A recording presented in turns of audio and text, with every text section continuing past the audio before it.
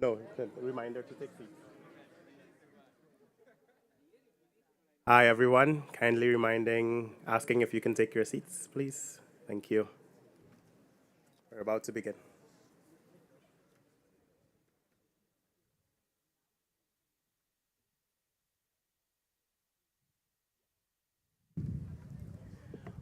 Also, for those who need translation, please make sure that you have your headsets. They can be found at the back of the area at the table where we entered. Thank you.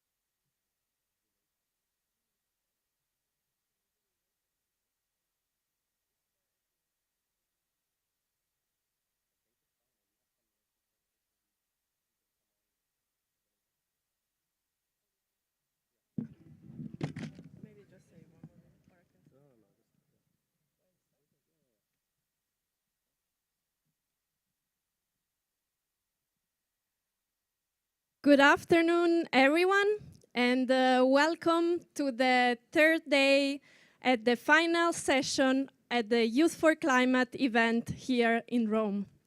My name, yes, a big applause, please. My name is Aurora Audino. I'm a youth and climate advocate from Italy. I've been representing youth voices at international, at national level at different events and conferences. And I currently work as a climate policy consultant and sustainable finance consultant in Brussels. So it's both an honor and a privilege for me today to be the host of this ceremony, together with Akil next to me, who will speak in just a minute. Before giving the floor to Akil, I would like to remind what has happened over these past 3 days. Indeed, we had an incredible, intense journey that was carried out over these 3 days. And we saw how youth empowerment is real. Youth, indeed, young people have been at the center of each discussion, of each conversation during these days. And it's been great to witness this. We have really exchanged innovative solutions. We have exchanged valuable insights, and we are ready to spark change. So with this, I think we really show that youth empowerment is not just a slogan. It's not something that we only claim at decision-making tables, but is real. I think we are really witness this. Now, I would like to carry on with the energy and the passion and determination that has taken us here. Because we have created bonds and experiences that will be long-lasting and will drive efforts to urgently address the climate crisis. So now, without further ado, I would like to introduce you to Akil. Actually, he will introduce himself. So please, Akil, the floor is yours. Thank you, Aurora. Thank you. How are we all feeling today? We good? Awesome. I know this is the session that everyone has been waiting for, you know. It's been 3, I imagine, very long days for you guys, but we're here. It's going to be a great time. My name is Akil Calendar.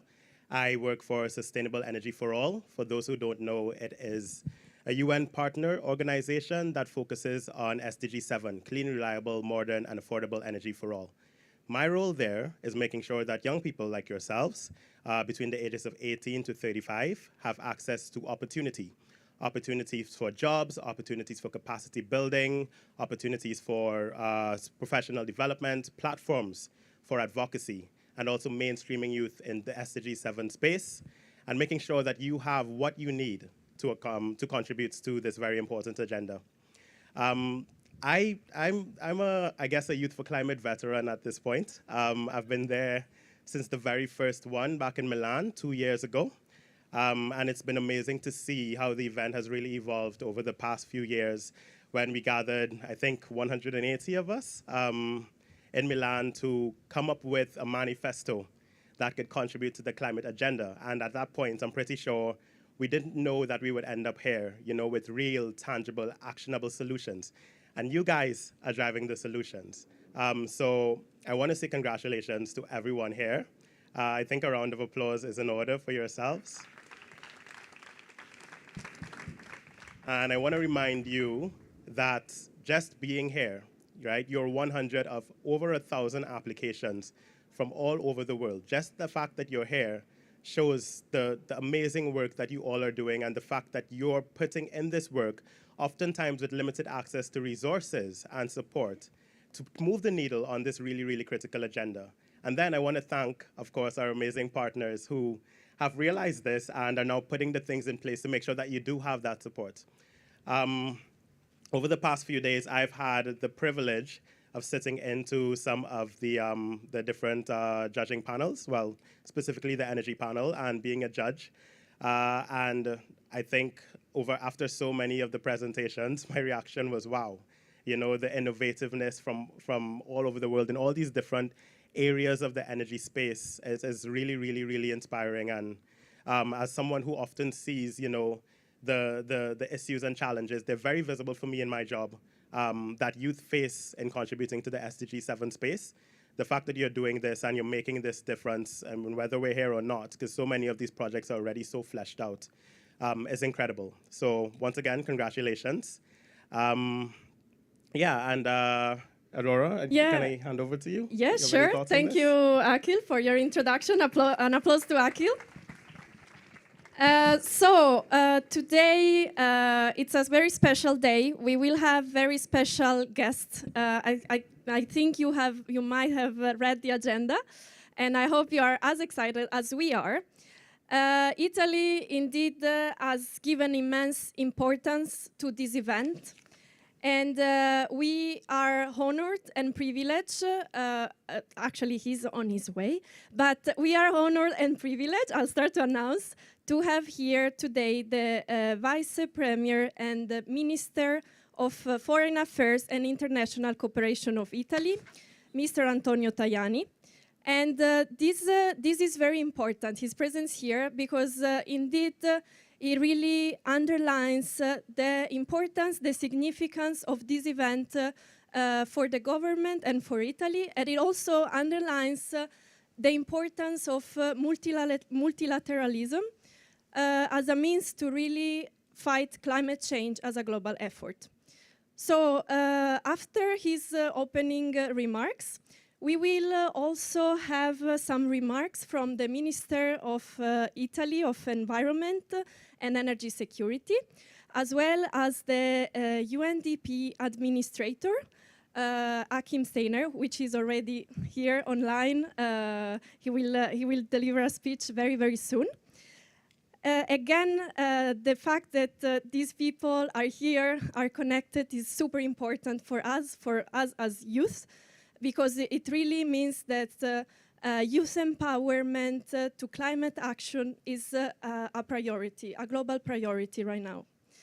So I think now we will just wait a few more minutes until the ministers arrives. But I think it would be nice maybe to make this session a bit interactive while we wait. So if I want to ask you a question. If could you tell a word, one single word, to define how these 3 days have been for you? I heard a word. Can you scream it? Cool. Yes, I agree. They were very cool. Engaging, yes. Absolutely. Yes, definitely. We were so many, more than 60 nationalities here we have, wow. Right? Wow, yeah. That's incredible. This engaging really captures it for me as well. I feel like it's the best kind of exhaustion when you just have this opportunity to interact with so many people from so many places. And I mean, I can speak for myself where I say that there are friendships that I made during my first Youth for Climate experience that still last to this day and continue to grow stronger and stronger. So I hope it has been engaging for all of you as well. Do we have any more words? Energizing. I related that one particularly for the energy stream, no pun intended. Sorry? Passion. Fun. Youth. Youthful. Very, very much so. I feel younger, and I'm still a young person. Yes. And we also heard inspirational. Indeed, I think it was very inspirational also for me to hear to all the innovative solutions that were presented during these days. We had 4 different areas of solutions covering climate education, energy, urban sustainability, and the last one, Akil.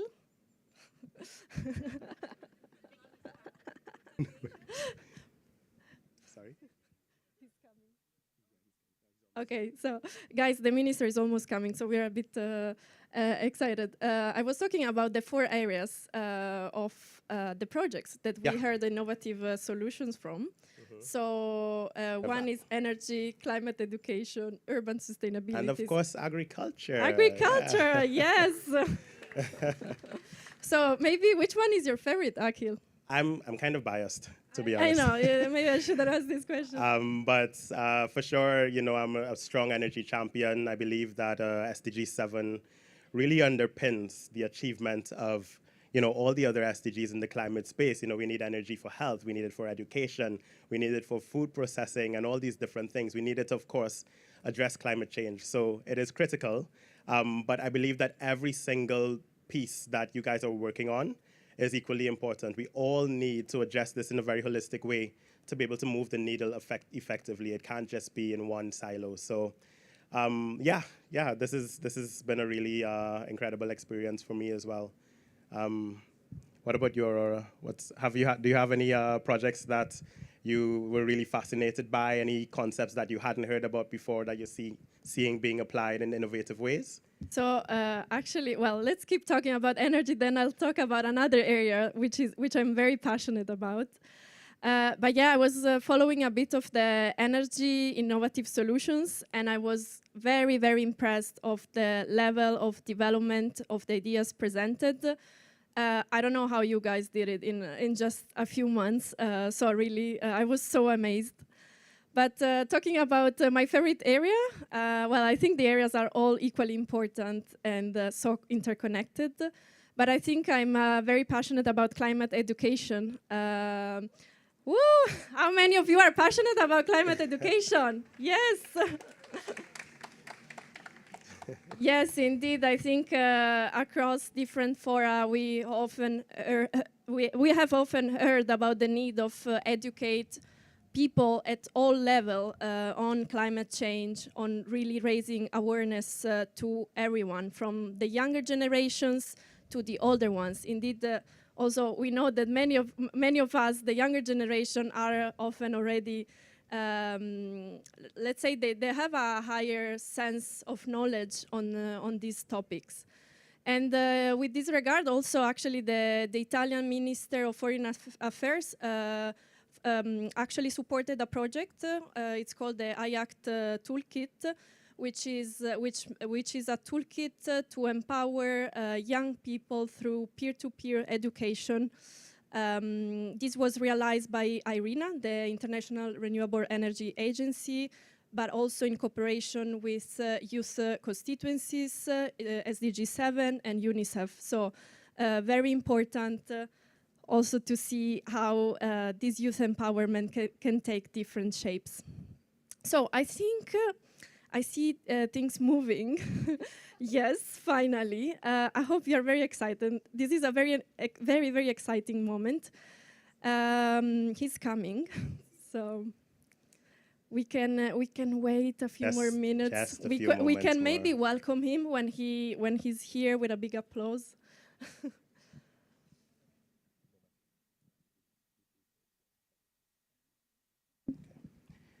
And just while we wait a few more moments, I think President Tajani is here.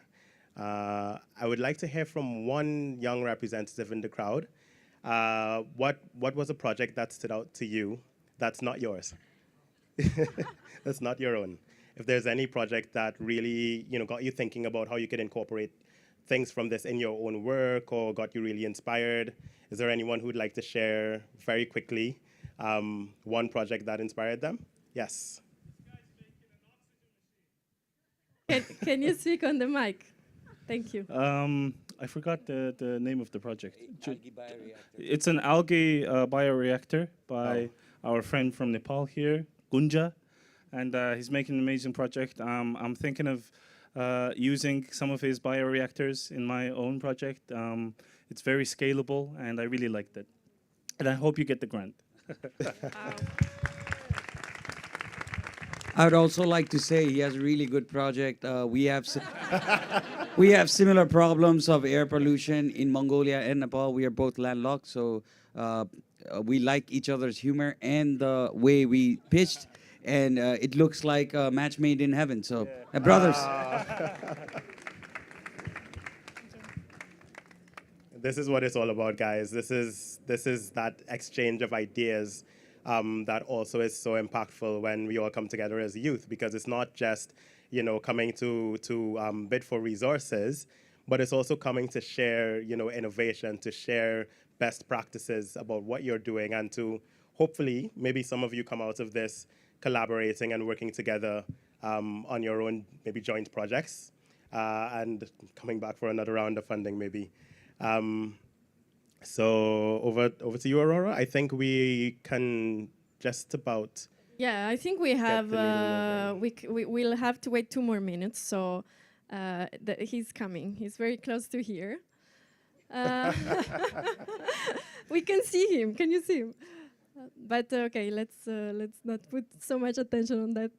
But yeah, no, what you said is true. Like these moments are also so special because we have a space to get to know each other, to interact to each other, to find and build really relationship and bonds forever.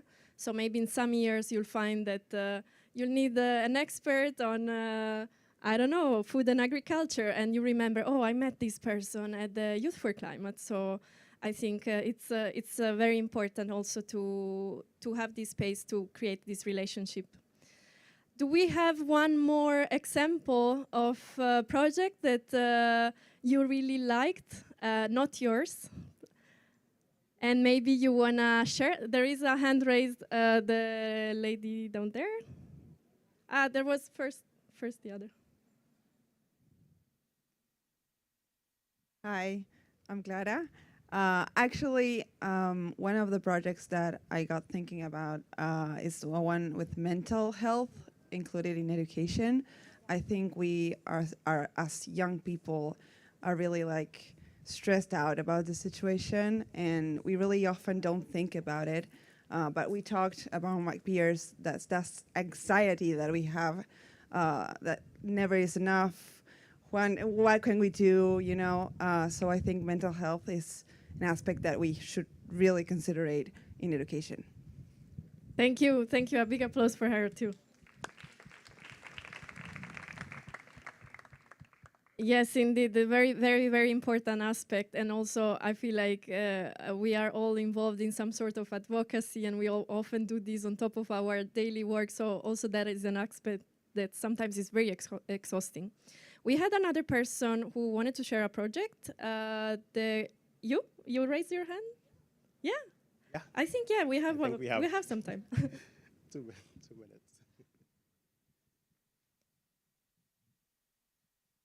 Hi there. So I was in climate education, and one of the projects that really highlighted to me was around integrating climate education through gaming. And I thought that was really cool. It was Green Quest. If I recall, that was the project name, and she was showing that with this generation, because we are very heavily digital, another way to provide education to youth is through gaming. And I thought that was very fascinating because it's relevant to the timeline. So that was just a project I wanted to share. Thank you. That's incredible. I think I heard of the same project, even though I wasn't in the stream, and it stood out to me as one that would really make an impact if we can scale something like this. This generation of youth, even younger than us, are so into the digital world, and they know far more about it each generation that goes by than the previous one. And I think that is an amazing example of the innovation that can really deliver education in a unique way. I wonder which one of the projects, which one of the projects that you guys mentioned now will be awarded later. Yeah, I wonder. We won't make you hold your breath that much longer, guys. Do we have anyone else who wants to share a project that has heard that was very inspiring? So, hello. I was in the food and agriculture category, and I was really motivated by a project that seeks to integrate technology in pest and disease control, integrating AI and using sustainable energy solutions to make sure that farmers can easily identify the challenges that happen on the farms. And I think that is quite amazing. It's something that farmers need. Yeah.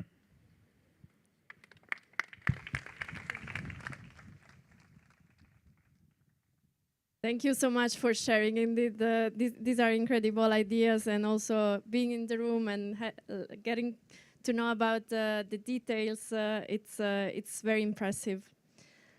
Anyone else? It seems we have a few more minutes still. Can we hear from someone from urban sustainability? Any urban? Yeah. Okay, that's fine. We'll take you. Thank you. So for me, I don't have any project like, I cannot choose just one, because I was really amazed to see how all of us were working in our own context. And for me, that's really that really shows how we are taking action. And for me, that's like the big and the first step. So I wanted to congratulate all my colleagues in the energy. So I don't know if I had like the space for that, but I just really wanted to do so. Thank you.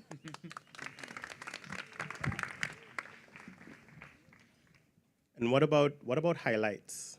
What were the highlights for you guys outside from the judging, from seeing the projects? Is there anything else that you really took away from the event that stood out to you, that made it really enjoyable for you, that's memorable?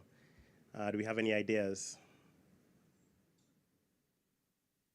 Yes, we have a hand. Yes, I think one of the highlights was just yesterday when we went to visit this amazing church, and then we just came outside and there was the Youth for Climate logo on the Coliseum. It was amazing. I was super moved and super excited. So this is like, yeah, I mean, apart from of course knowing everyone, exchanging with everyone, this was like one of the main highlights, and I think we could feel the emotions and excitement in everyone. That would be my take.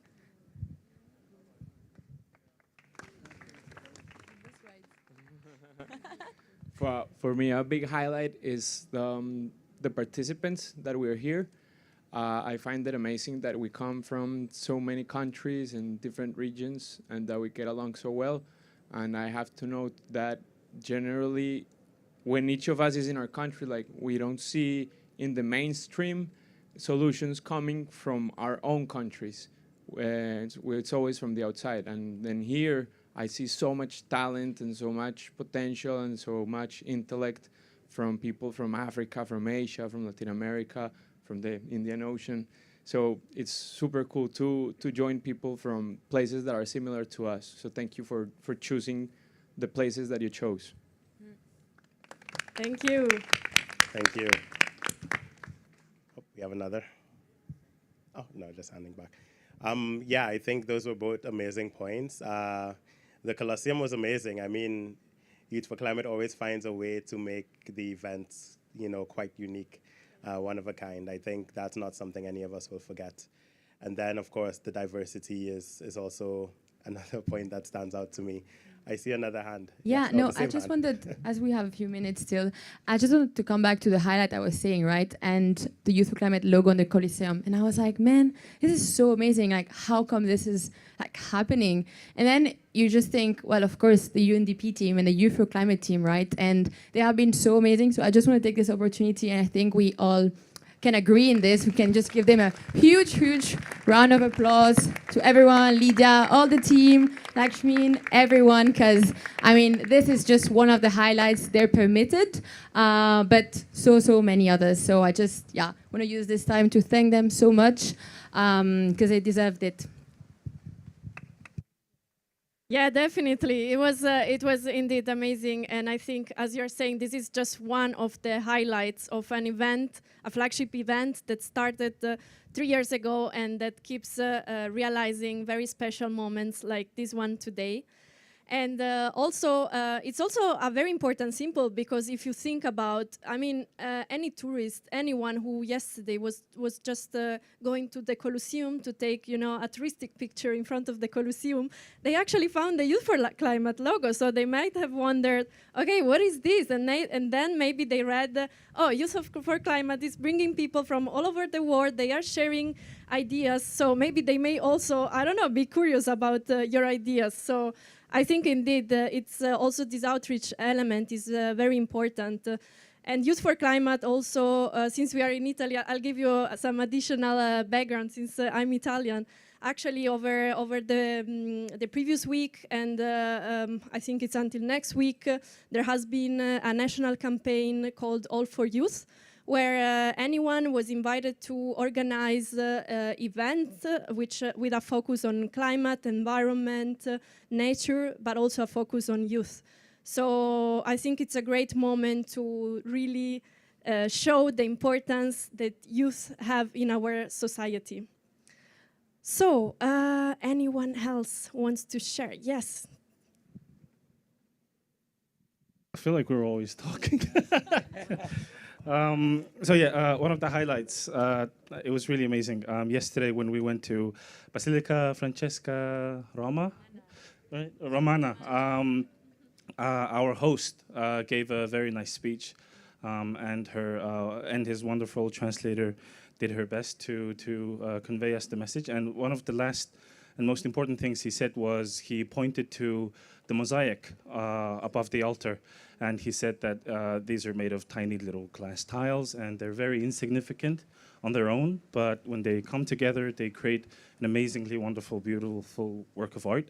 And he, likened us to rainbows, which I found quite flattering. Yeah. So yeah, I think that was something that really captures the importance of events like this. It is about the money, yeah. It is about the money. It's about the funding, but it's more about making friends, yeah, and making connections and producing a very interdisciplinary community that can help each other and support each other's project. Thank you for sharing that. Indeed, I really also like what he said about we are like all the little pieces of the mosaic that when we come together, we can just create something great.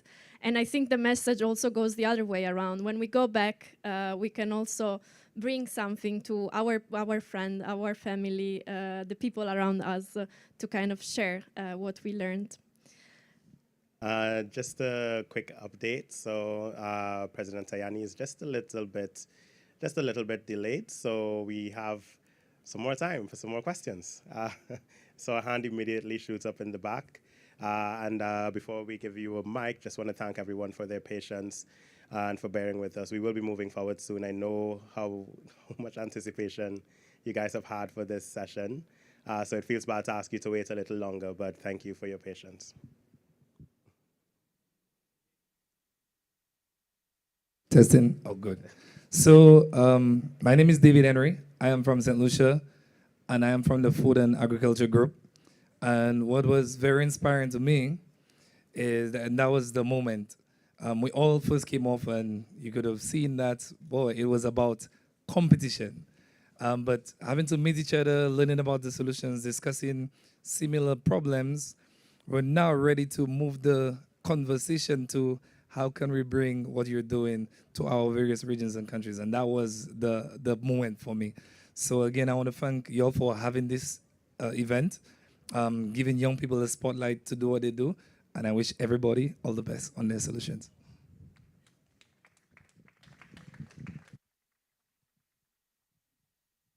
Always good to hear from our fellow Caribbean people, from Trinidad and Tobago myself. Is there anyone else who would like to give a suggestion, give a highlight? I have a question for you. Who was it the first time that you were in Italy? You can raise your hand. Oh, okay. We cannot count, I guess, but a few. And was it the first time in Rome? A few more. Okay, nice. Did you have a high expectation on the Italian food? Yes. Less hands are up. Okay. Do you have any favorites? The pasta. Pasta, yes.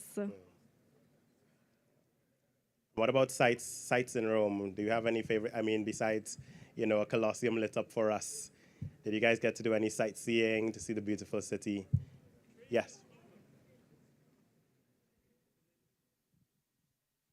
Yeah.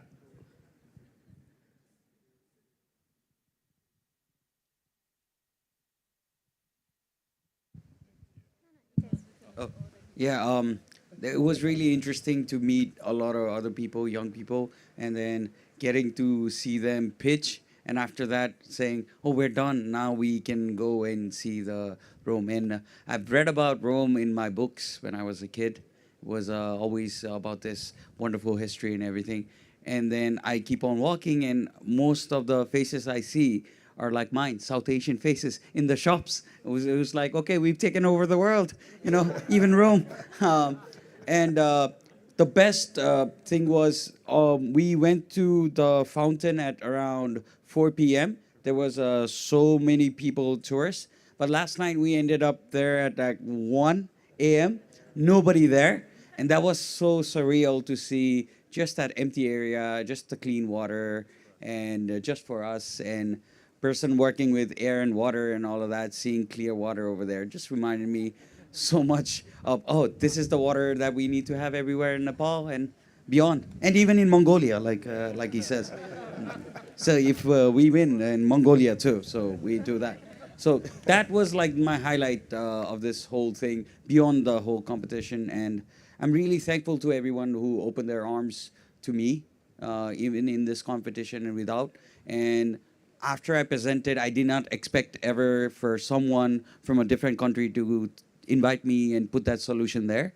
So that was like the part like that actually clicked for me. That made me sure that, okay, this was worth it coming here. So thank you so much for everyone for accepting me for who I am. Thank you.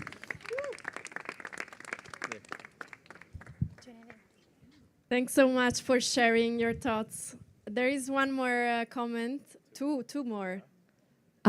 Yeah, sorry, it's me again. I just wanted to make a suggestion if there's like no one answering the questions and stuff. Maybe you could talk about your path as a youth and when you talked about what you were doing now. For example, Anil, you went to the first Youth for Climate conference. You helped write the Youth for Climate manifesto. So maybe you can talk about how you first started being a climate advocate with the Youth for Climate movement and where you are now and maybe challenges, etc. Just suggestion. Yeah, sure. So I've always considered myself an environmentalist. For those who don't know, Trinidad and Tobago is the southernmost island in the Caribbean. It's really, really close to Venezuela. So we share a lot of the same like flora and fauna as South America.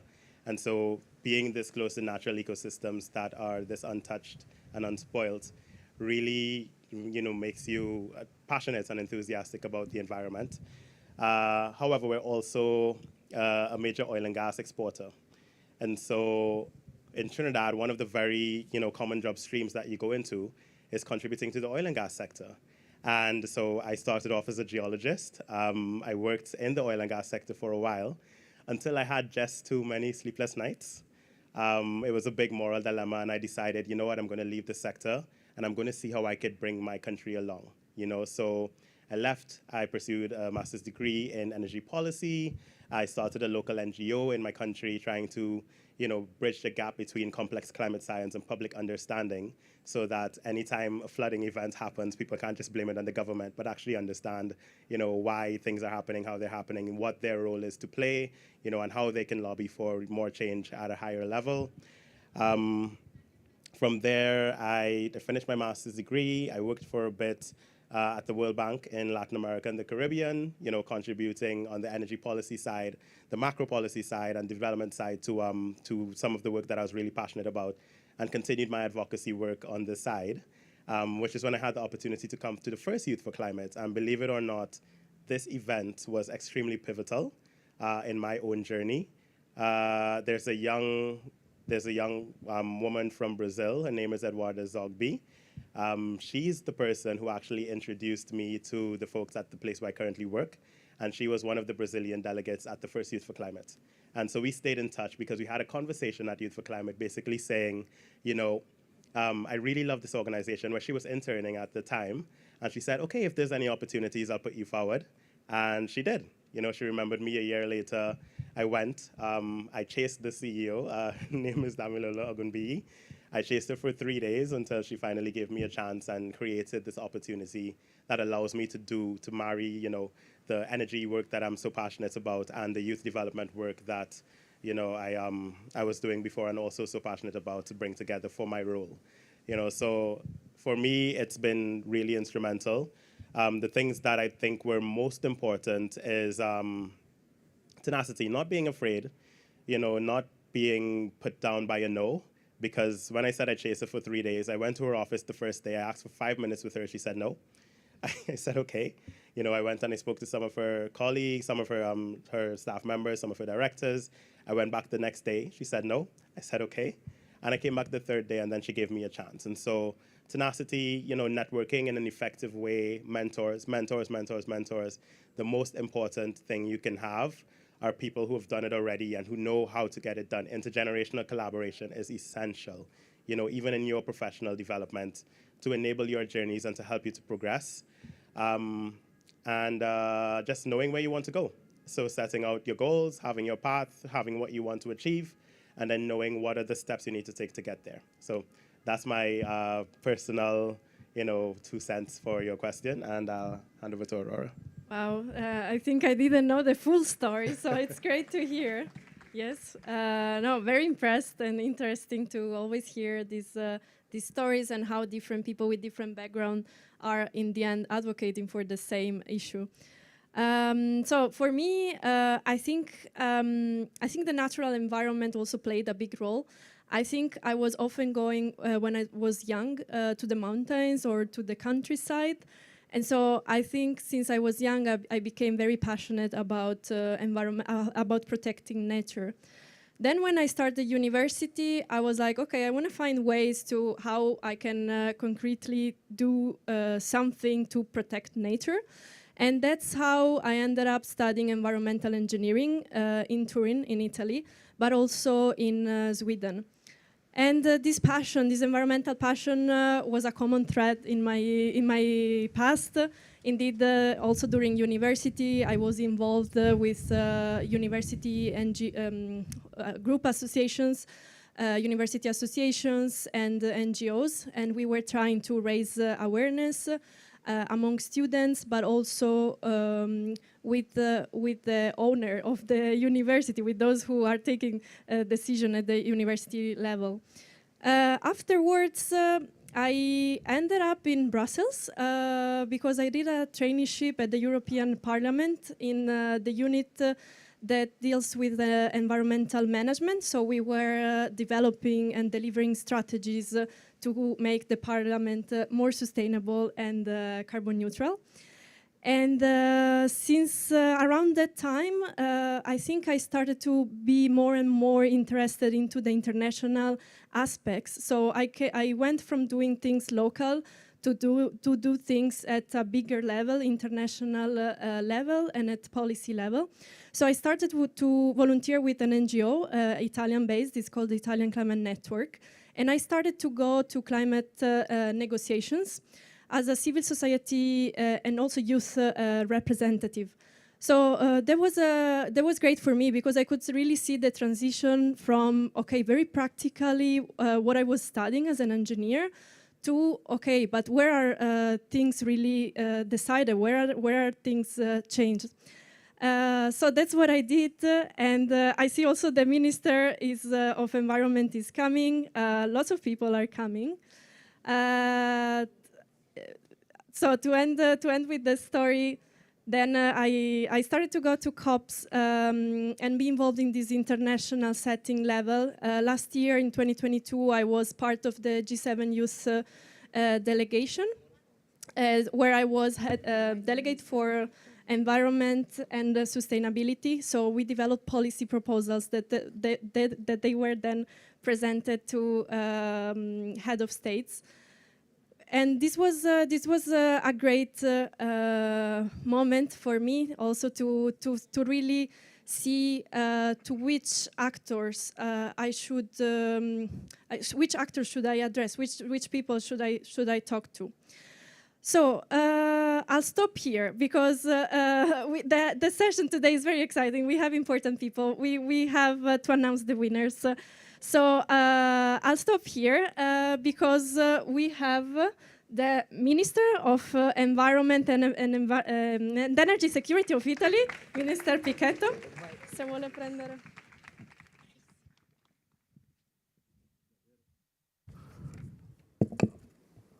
Davvero grazie. Posso dire che I would like to say that there were 1,000 projects, 50 awards, and total number of projects today is 1,001, because your ability in using your time and therefore getting as many people involved as possible is something we consider to be another project, a new project, which we can add to the ones you've already. So you did really well to keep your event going while you were waiting for our arrival.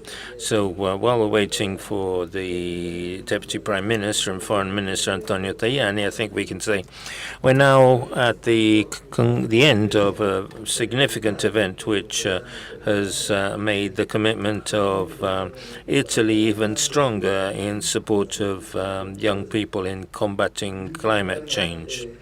The adventure of Youth for Climate, which began 3 years ago with the aim of leading ambition and convince young people that they could be direct builders and decision makers in challenging climate change, I think has succeeded wonderfully in Italy. The bold plan of action was developed and impelled by this determination.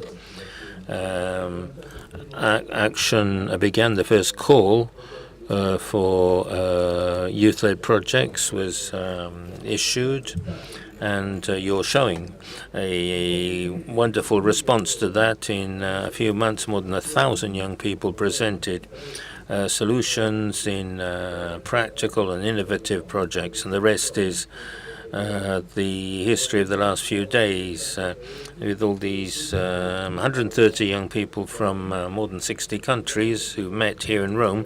And as we've heard from the words of Aurora and Kilson, these have been very intense days with full of emotions, and where young people were truly the people who were center stage. And I have to apologize for taking the floor myself.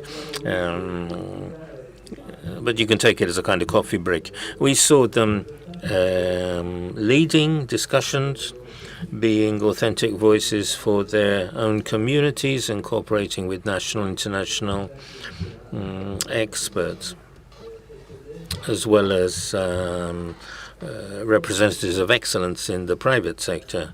In this connection, I'd also like to thank the 14 companies who cooperated and accepted this challenge together with you young people and the organizers. I think a virtuous ecosystem has been established, which is spreading. We'll be taking leave of each other today, but with a commitment to work on concrete projects. And I think you should treasure the experience of these last 3 days, your personal experience, and spread this experience. As I've already said, I think you need to spread this experience in your own countries and as broad, as widely as possible in a liquid fashion. But you also have the duty and to convince older people, to convince adults, and therefore I would like to remind you that all participants will be able to continue to benefit from the education and the support which the Italian government can make available through Youth for Climate. I see the future of this initiative truly exciting and positive. We will obviously be present at COP28 in Dubai to further support the actions and the solutions which you presented. And at that time, we'll be launching a new call for further projects for next year. This is something which has to have continuity and has to spread. And I'm very glad to announce that we're also about to sign a MOU with the Italian public television, RAI, in order to spread more information, broadcast more information on this initiative and what young people are doing in this area, and to spread our own conviction that it's necessary to intervene in a serious, balanced, but resolute way to face climate change and stop and to work for decarbonization of the world. After me, we will have eminent people on the international scenario who will be talking with through links, as well as the Deputy Prime Minister, Tajani. So I'd like to conclude by truly thanking all those who've been with us, from UNDP to the Connect for Climate World Programme, Connect for Climate, but particularly I would directly and indirectly like to thank all those who have supported and are supporting the initiative, all those people who've contributed to make it a winning project. And finally, my special thanks go to my own group at the Ministry for the Environment, which has worked alongside you.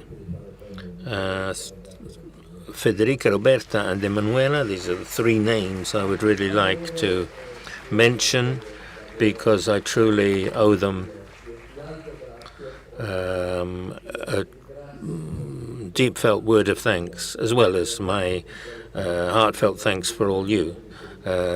Some of you will meet again in Dubai, and others will meet in other initiatives which will be organized. Thank you all.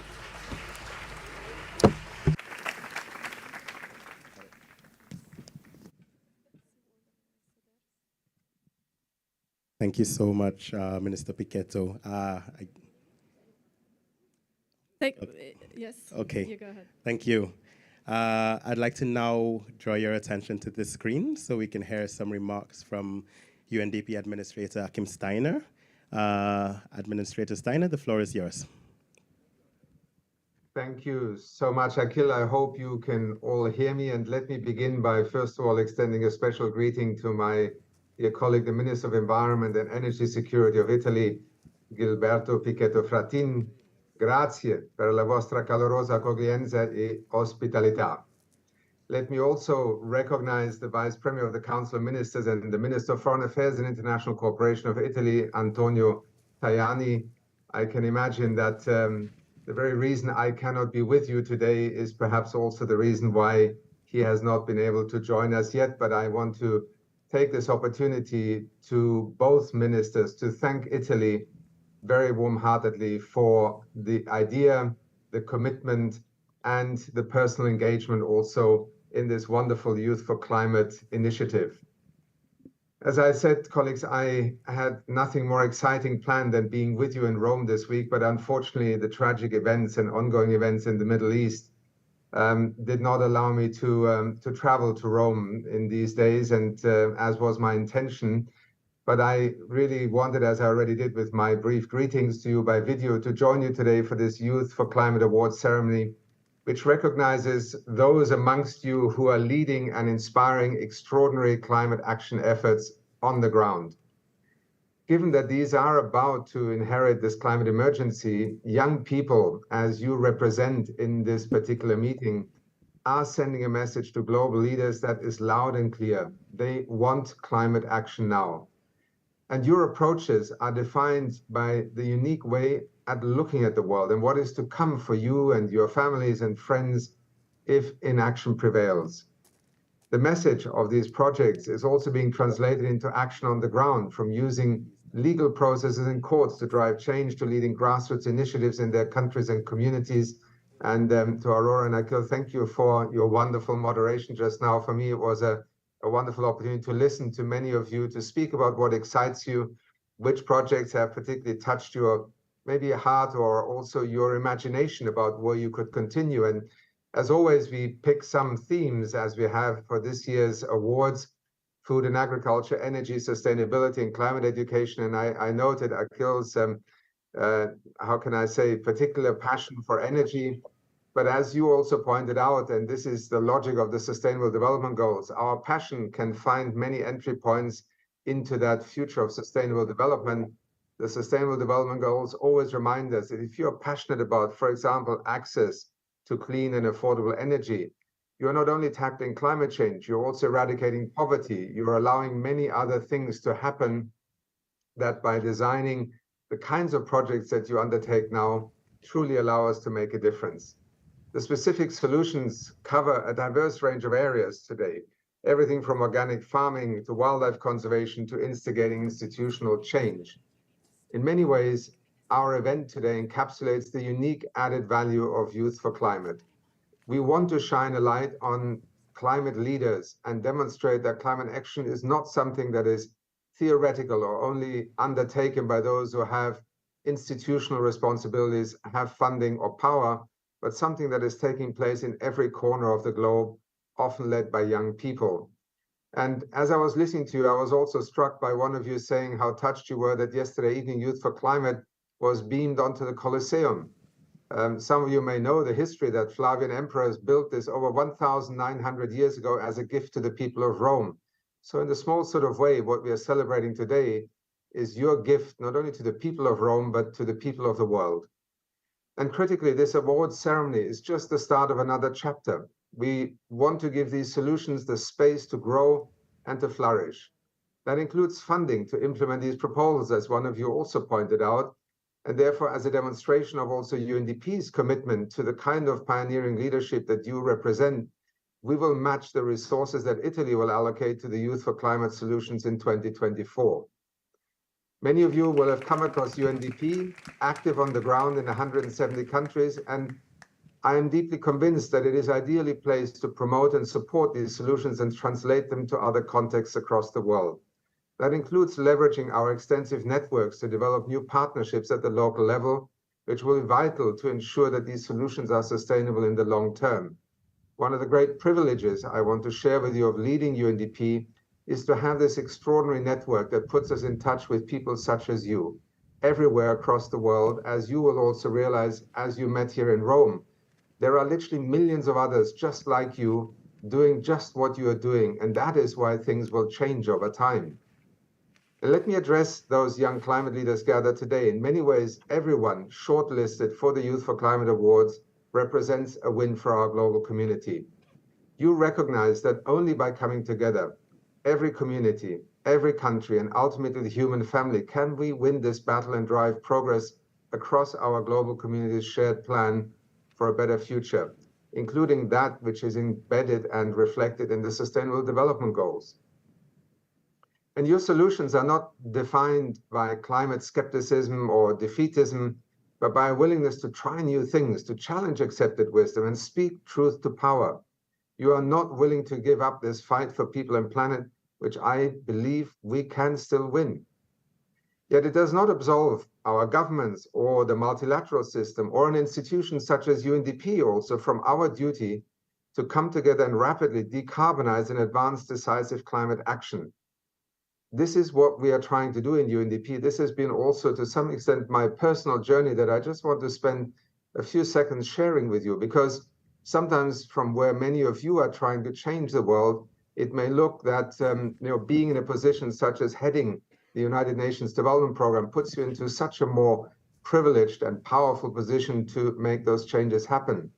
In a strange sort of way, the same struggles you have every day, I also have heading an institution that is essentially embedded in a world that is often finding excuses not to act, that is using political divisions to stop action from happening. And as you know, we are living through such a moment yet again. And as we head towards Dubai and COP28, it will be extremely important not to let the divisions and all the pain that comes with them to stop us from finding common ground on things that we can only solve together. On behalf of the United Nations Development Programme, I would like to express my sincere appreciation to Prime Minister Meloni, Vice Premier Tajani, and also Minister Pichetto Frattini and the government of Italy for their vision and close partnership with UNDP and their generous support for the Youth for Climate initiative. Out of this meeting, just as out of Milan, and Akil, I was interested when you said that you were at the first meeting in Milan. We build networks, we build confidence in one another, we retain our faith in one another to actually be able to change the world. You may look at the news today and you may feel very frustrated, you may feel depressed, you may feel angry. But you know, it is in moments like this that people like you make all the difference. We are honored that we are part of this Youth for Climate initiative and also grateful that the UNDP Rome Center for Climate and Energy is now the secretariat of this initiative. I would like to thank the teams in the ministry, but also our colleagues in Italy for having made your investment in coming to Rome part of our journey that brings us together as a world family. And I would like to once again recognize particularly you who are sitting today in Rome as the Youth for Climate leaders who we are celebrating today. Please continue to rely on the support of the UN family, of UNDP and my colleagues and Youth for Climate to help put your brave new ideas into action, and together we will scale them up.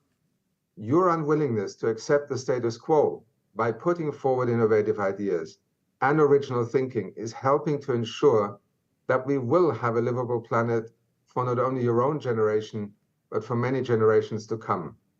In many ways, you are embodying the Charter of the United Nations, which begins with this powerful statement, we the peoples. You are the peoples of today and crucially, the peoples of tomorrow. Thank you for inspiring us all to do better. Mille grazie.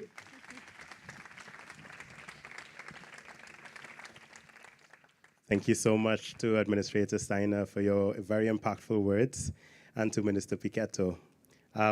Something really stood out to me there. There was a theme in your speech that was highlighted, and it's the theme of intergenerational collaboration. You know, there's so many youth.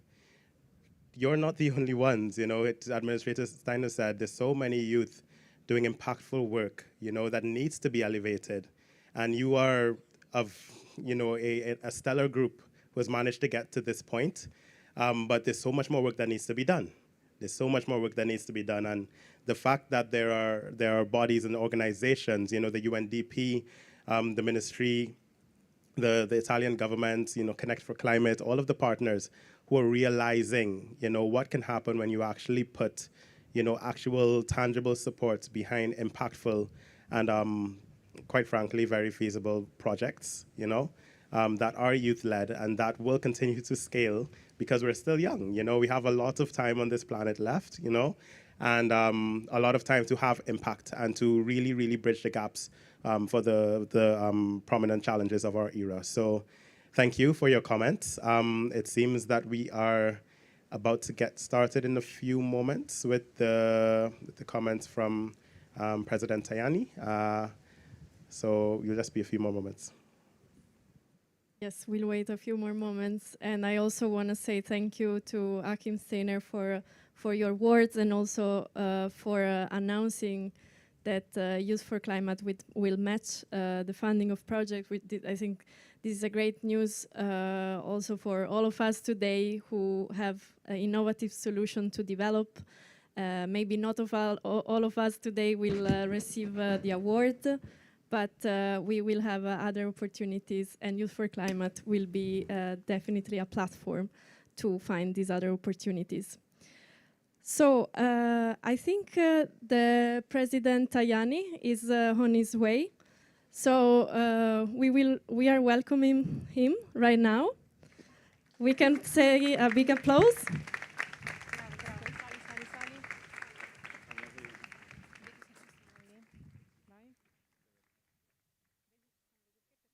So yes, welcome President Antonio Tajani. Again, this shows the importance that Italy is giving to youth empowerment. You can take...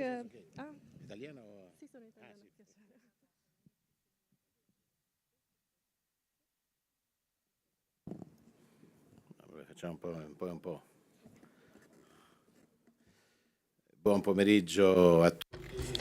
Good afternoon, everybody. For being in Italy, in my country, in Rome, in my town. I am very happy because I think it's important to strengthen the new generation, the young people, strongly engaged in defense of the earth, in defense of our climate, in defense of our agriculture, paving the way for a better future. This prize is very, very important. We believe in you because it's important your engagement in these problems. Africa, for example. We will have in 2050 more or less 2.5 billion people. And I think it's important to help these people for living in Africa. And what we need to do, first of all, a strong engagement against climate change. Because now the desert is destroying agriculture. Agriculture is a key point for the African economy. We need to work together with a strong European engagement in Africa for newest infrastructures. We need to work together, using also our know-how. I was 1 month ago in Egypt before this incredible attack of Hamas against Israel,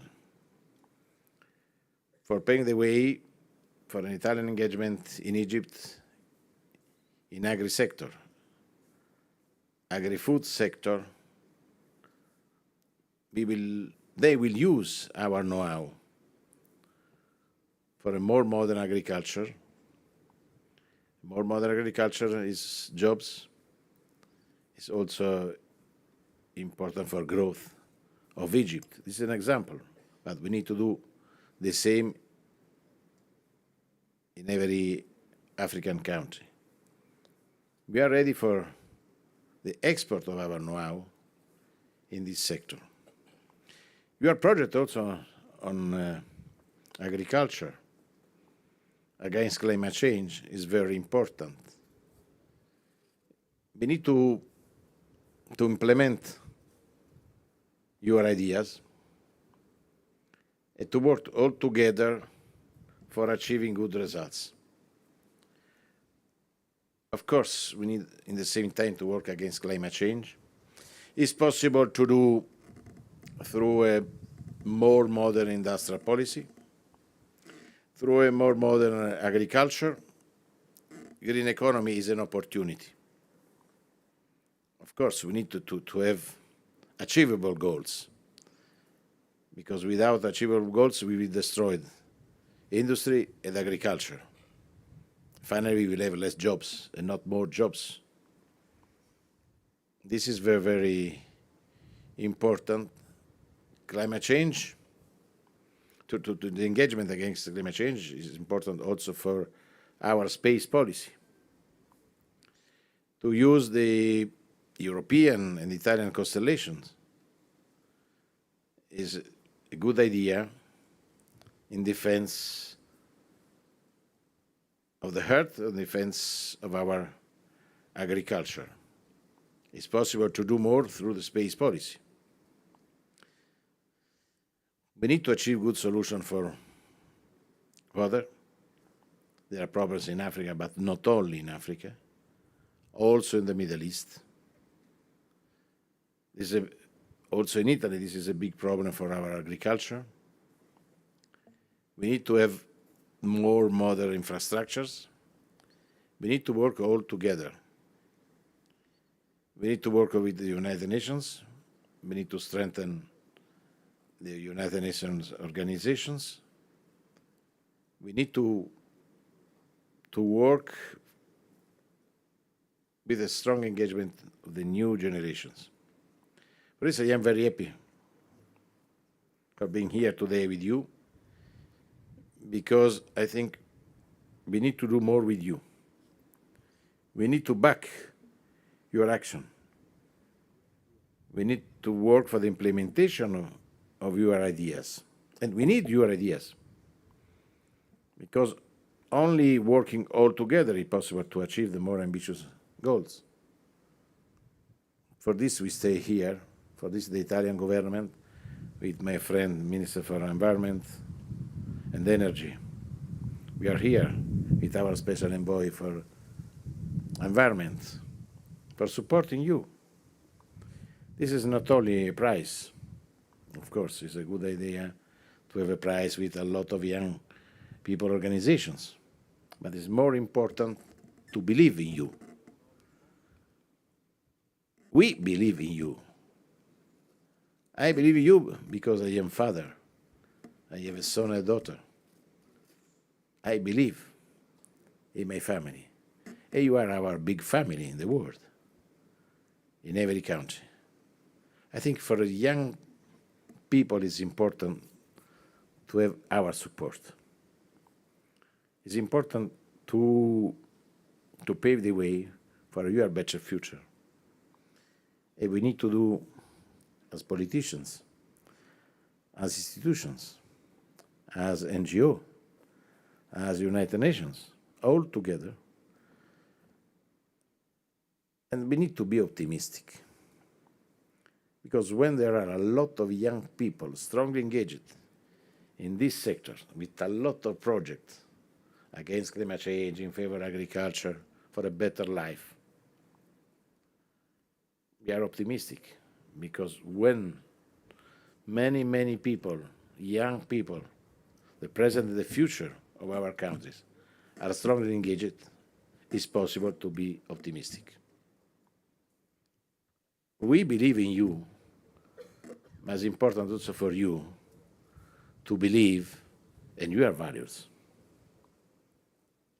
our freedom, our identity. This is important. Our heart. To believe in the values is very important, because without values it's impossible to move on. When there are difficulties, without values, you stay pessimistic. With values, it's possible to move on. And we want a better future for you. For this, we believe in you. We are ready for supporting you.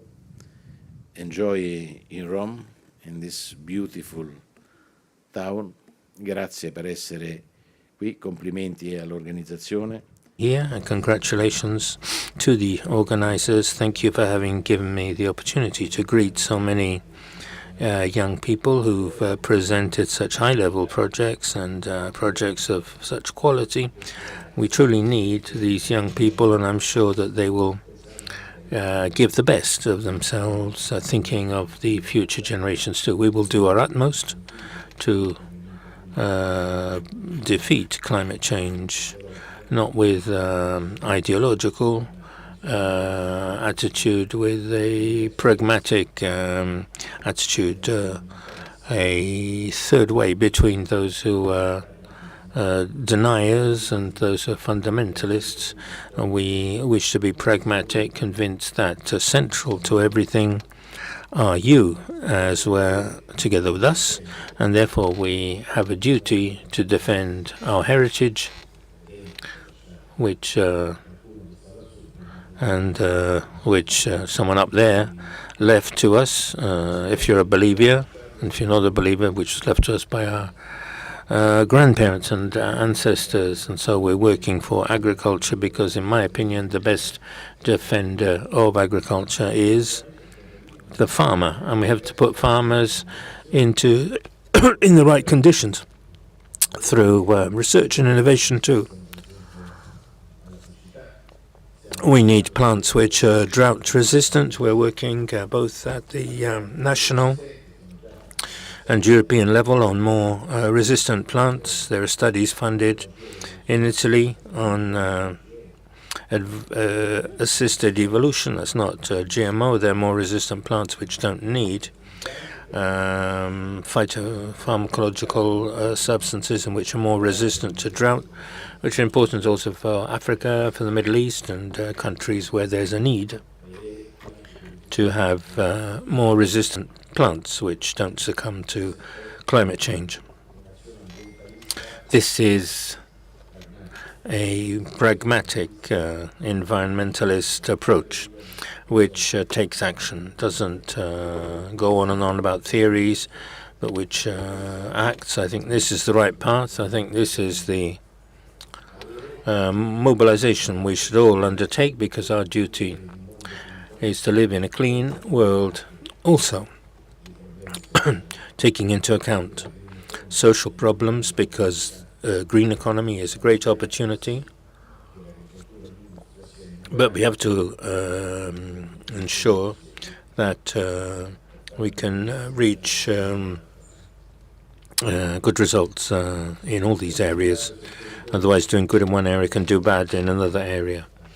I could have just expressed my greetings to you, but I really wanted to express my thoughts. I truly am a supporter of a third way in combating climate change. I'm against denialism. I'm against making environment a religion. I believe that the environment should be defended and protected by human beings, because we're called upon to protect and defend where we were born and where we live.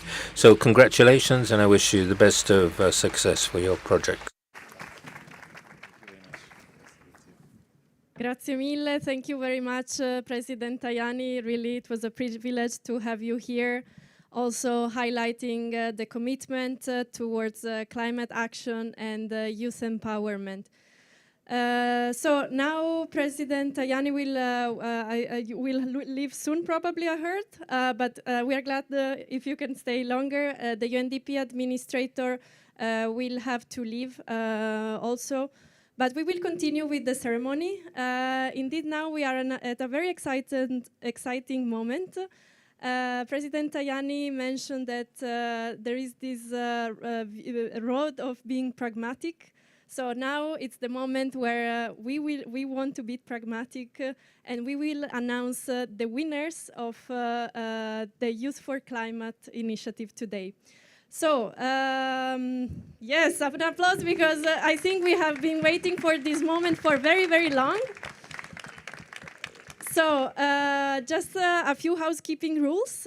We will have a high-level speaker for each of the 4 thematic areas that will be awarded. The 4 thematic areas, again, are food and agriculture, climate education, energy, and urban sustainability.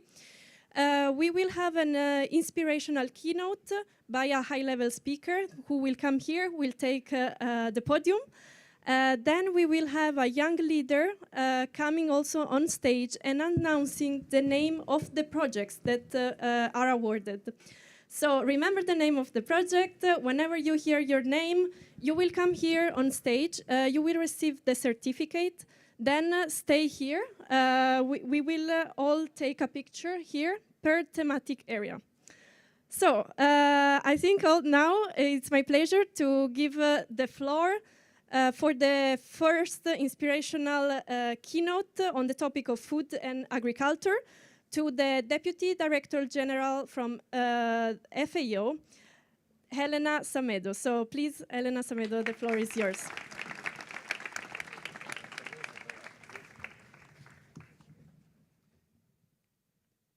Good afternoon, buon pomeriggio a tutti.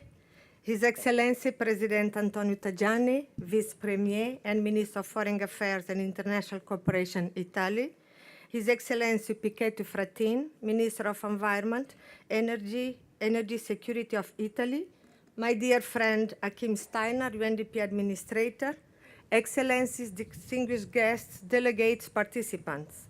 It is really a pleasure for me to take part in this celebration, of young climate change makers representing the Food and Agriculture Organization of the United Nations. I am very pleased to see so many young from around the world putting forward ideas and proposals on pressing climate issues. We heard from Aurora and Akil how it has been this 3 days journey, how you have been discussing full of positive energy, passion, inspiration, to try to find actions, concrete actions to solve or to contribute to solve the problems we are facing today. The younger generation has the environmental awareness, the commitment to lead our societies towards a low carbon and climate resilient future. Building resilience to the impact of climate change is essential if you are to end hunger, malnutrition, and poverty. And I think this is our common mission. At the same time, food systems must reduce their greenhouse gas emission to slow climate change. The food systems are a contributor, but more than that, they have a key solution also to contribute to reducing of climate change. We need to move to nature-positive agriculture and aquaculture, using increasing scarce resources such as water and land more efficient and sustainably. And here, innovation is important. Restoring productive terrestrial and marine ecosystem, reducing food loss and waste, prioritizing access to clean and renewable energy, reducing the distance to markets, including through urban agriculture, the 0 kilometer, as you say here in Italy, produce and eat local, and much more. So we must empower youth to lead on this solution, to bring innovation. Such empowerment is essential to FAO's work. But what we do in FAO? FAO works to improve youth access to assets, finance, technology, knowledge, employment, education, entrepreneurship, and opportunities. To give you just an example, FAO holds hackathons in Africa, inviting teams of young innovators to present their agri-food system solution. President Tajani spoke about Africa, the need of youth in Africa to be the change makers, how they can bring the solution and the innovation. I think it has to come from inside. These years, as an African, this is what I wanted to say also. This year's winners, AgriPredict, a small startup in Zambia, proposed a web and mobile phone-based application to help farmers prevent and respond to plant pest and disease outbreaks and give them access to climate information and weather forecasts. We cannot avoid the stress of a flood, but you can better prevent. And this is important, and I heard you have also one of the projects in this. FAO also engage youth in international process. It has been talk about climate, but this week, as you are here, we are organizing the World Food Forum. It's an annual platform to engage youth alongside influencers, companies, academic institutions, non-profit governments, media, and the public to galvanize action and identify solutions together. This year, the forum theme is transforming agri-food system to accelerate climate action, very similar to what you are doing here. Youth, you are the forefront of the global movement for sustainable development as the recipients of the awards here today. My congratulations and sincere appreciation to all the winners and all for your contribution. Even the ones who didn't win will be contributing with your solutions. FAO will continue to do everything it can to empower youth and make space for ideas they bring. So, I ask you today, young change makers, to think even bigger. Dream. This is what we expect from you. To dream up new ideas, new ways of working, new ways of living that bring humanity in harmony with nature. To challenge us, the leaders, wherever you are, to do the same as you do. And lead the world to a brighter future. Count on FAO. Thank you.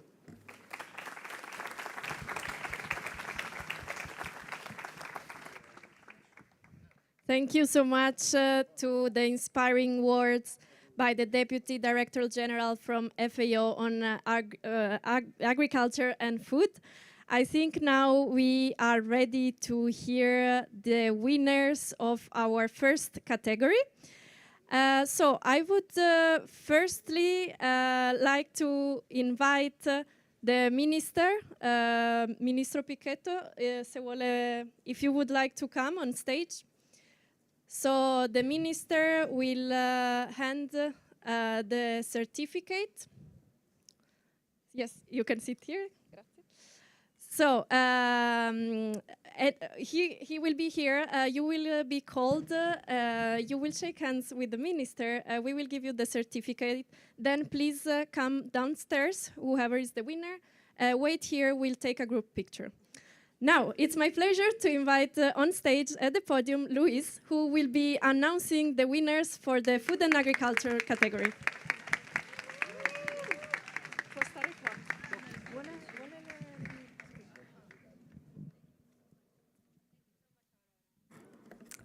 First, I want to thank Aurora, our moderator. I want to thank and recognize Vice Premier Tajani for being here, and of course, speaking very comprehensively on the food and agricultural track. Of course, Minister Pichetto for being here to award our incredible winners, and the message from Dr. Akim Steiner, and of course, our Director General from the FAO. Thank you very much for being here. My name is Louise Mabulo. I'm the Master of Ceremonies of the Food and Agricultural track. Personally, I'm a farmer and a chef and entrepreneur. I'm a United Nations Young Champion of the Earth, and of course, a veteran, much like Akil, of the Youth for Climate, and very much a result of many of these processes. I'd like to first congratulate all the teams who have participated. You have all done incredible work to just pitch, and I know that it's not easy, but you have had exemplary results. So first of all, please give yourselves a round of applause and acknowledge yourselves.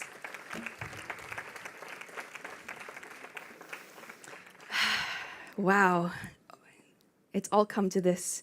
So I have the distinct honor of calling on your name, and please come to the stage once you hear your project. The very first winner of the Food and Agriculture track here at Youth for Climate is Rihla Foundation Seeds of Life project, represented by Erashid Montasir.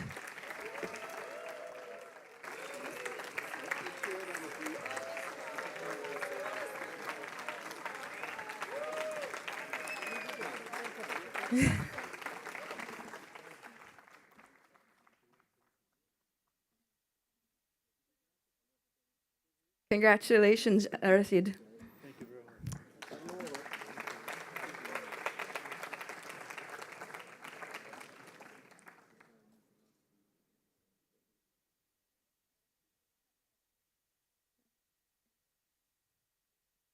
Okay, incredible. We have our first winner.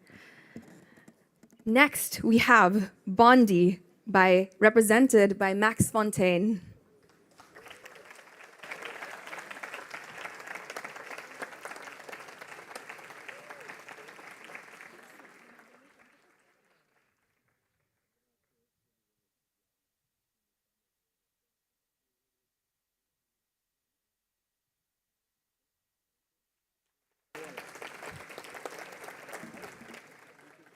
Congratulations, Max.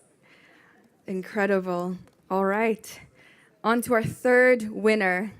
We have Sustainability and Environmental Studies Endeavor, represented by Anu Rai.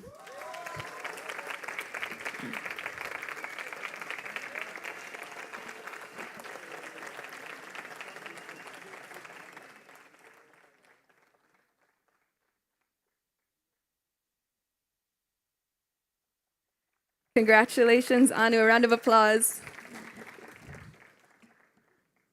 Next, we've heard from him earlier today, some incredible remarks from the Food and Agriculture breakout today. Forezaba Farms, represented by Kevin Makova.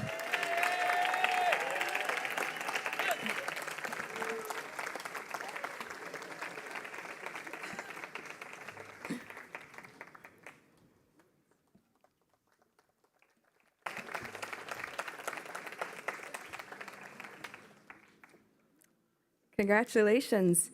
Our next winner lives somewhere very close to my heart and is back home. The National Network of Agrarian Reform Advocates Youth, Maria Joanne Pauline Asuncion.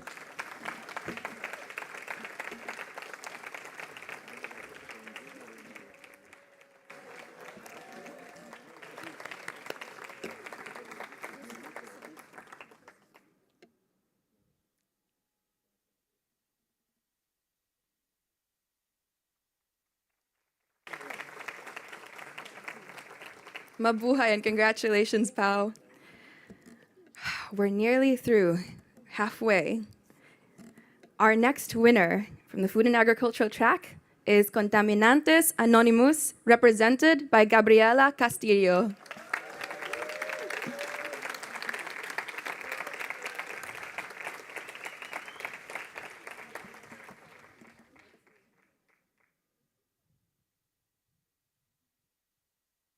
Congratulations, Gabriela. The next awardee that we're going to see come up comes from the Jago Foundation Trust, represented by Tasfia Rahman.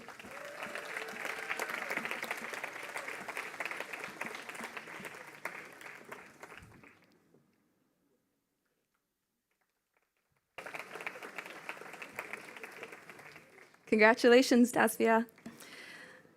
This next project had some very interesting insights in terms of the innovations that they represented.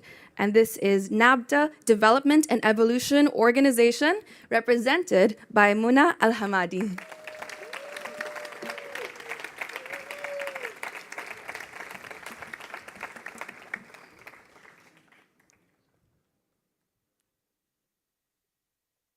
Round of applause, please. Excellent. Now, this next innovation had some very interesting environmental impacts, not just for the greenery we see in front of us, but down in the soils below. This is Vetiver Smart Farm Transformation by Strategy Reloaded, represented by David Henry.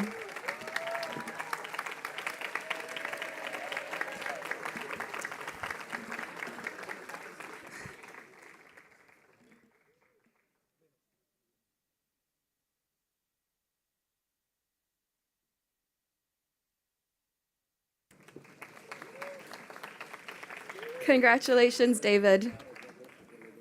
We're down to the final three.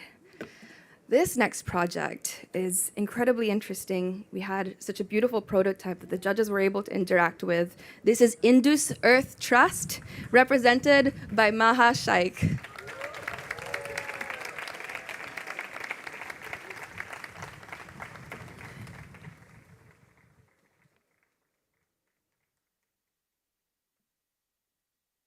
Congratulations, Maha.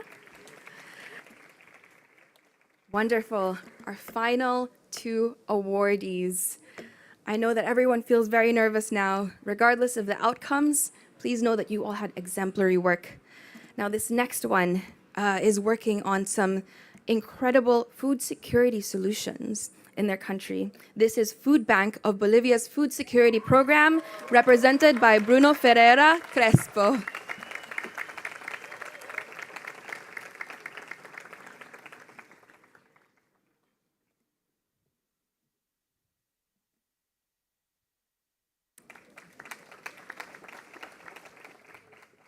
Incredible. Congratulations, Bruno. Our final awardee from the Food and Agricultural track is Mikla Life Shareland, represented by Jovia Nakato.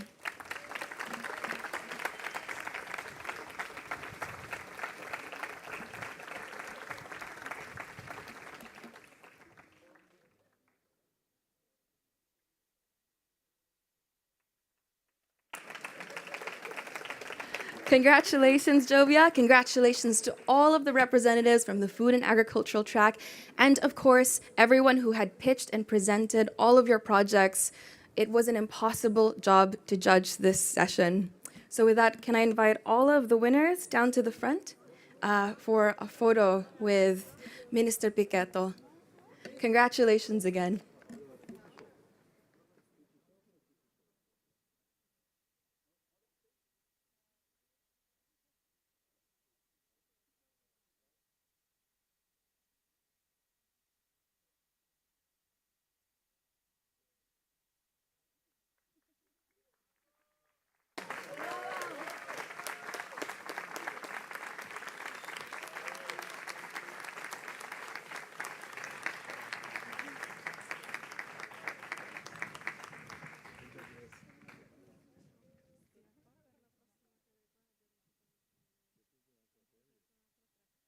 All right, so exciting for these projects, but also for all that apply to the food and agriculture track.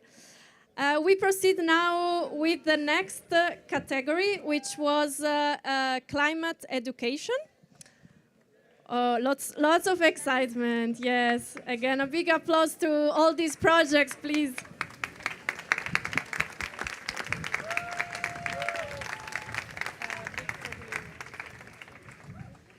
So we will now have a keynote speech, an inspirational speech by Bo Victor Nylund.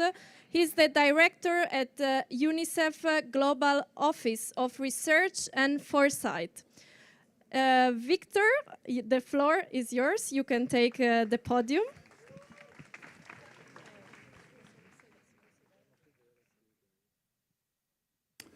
Your Excellency, the Minister, ladies and gentlemen, it's a great pleasure to be here on behalf of UNICEF this afternoon. I wanted to kick off by thanking all the participants to the Youth for Climate and the support you provided us this morning in the Foresight session. It was incredible to follow the one on energy that I was sitting in on, and to just hear all of your insights and your innovations and your ideas in terms of how can young people be part of unlocking some of the potential to address the climate crisis. So first of all, really thanks to all of you, regardless of whether you win or not.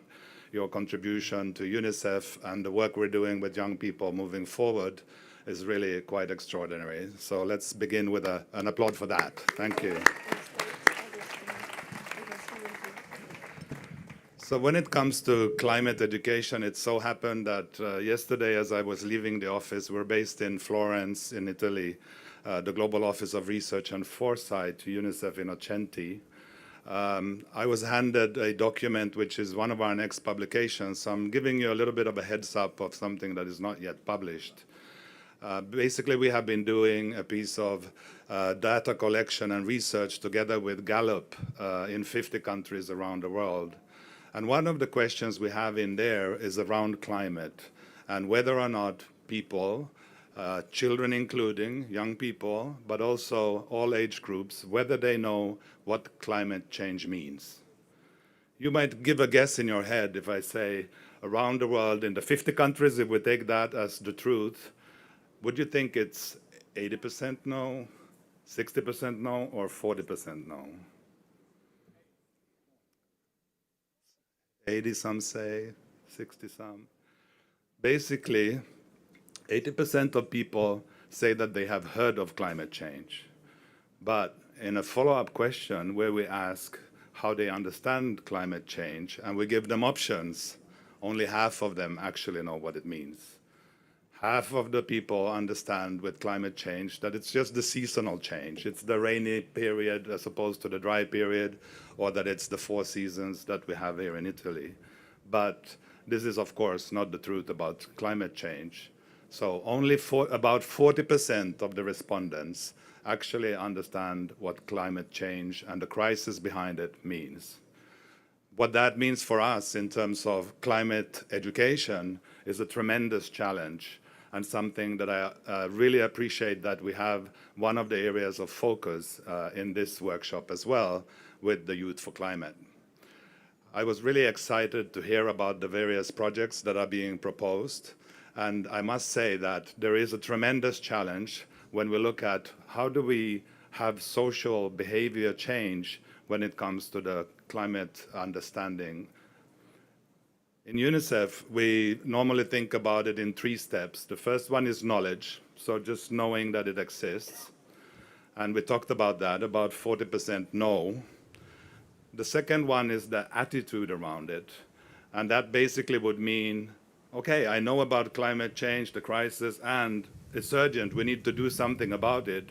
And now I'm feeling that, okay, I'm probably part of not just the problem, but also the solutions.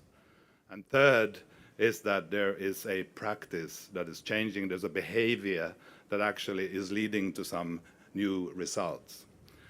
Now, us at UNICEF, we're very keen on working with youth networks. You will have seen some of the work we do on Foresight this morning. But this is one of the aspects where we're really looking to create those networks, create the buzz around why do we need to address issues around climate. It's about climate justice and really unlocking all of the various areas where young people can play a role. Obviously, also when it comes to education, climate education, the education systems play a huge role and has a huge potential in terms of rolling out both the understanding and the actions around climate. I want to then just finally pause and congratulate on 2 scores. The first track is the government of Italy, because the Italian government was the first government globally that introduced climate education in the education system. So this is a huge leadership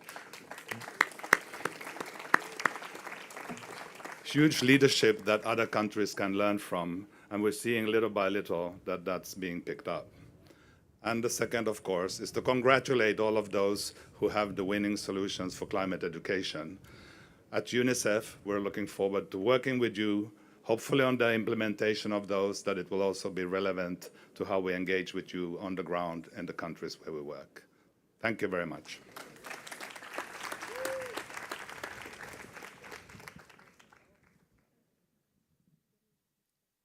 Thank you, Mr. Nyland. I'd now like to invite to the stage the UNDP Rome Center Coordinator, Mr. Agostino Ignacio, and Hikaru, our youth participant, who will be announcing the awards.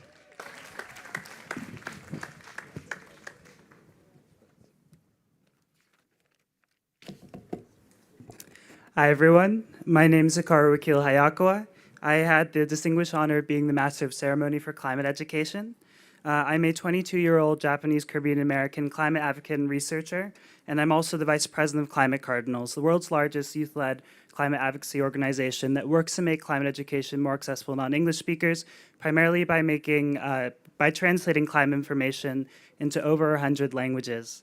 So first of all, I would like to share the same thanks as Luis to all our incredible speakers, as well as incredible people who put this event together. I would also like to thank the distinguished speaker, Dr. Nyland, for their incredible work, and the judges for climate education who had to make an impossible decision. And before I get started with reading the names, I just want to also congratulate everyone in climate education. I'm happy to have been able to become some of your friends and also to hear more about your incredible solutions. And as we've all said, no matter the outcome, you all are amazing. So just as a reminder, please come to the front to receive your certificate from the minister and the head of the UNDP Rome Center. And please remain here for a picture. So I will now begin reading the projects that received grants. The first one is Green Economy Ready, represented by Lara Jean Salase.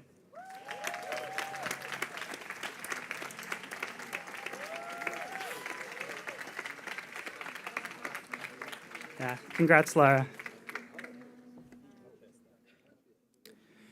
Okay, so for the sake of time, I'll keep on going as they take a photo. The next project is Eco House Global, represented by Clara Molteni.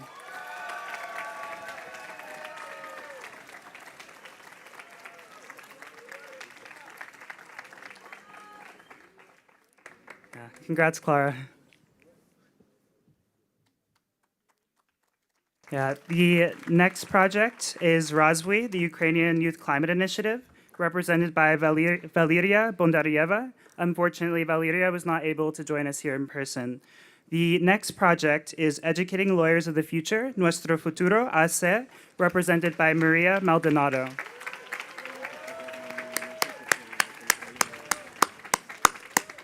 Yeah, congrats.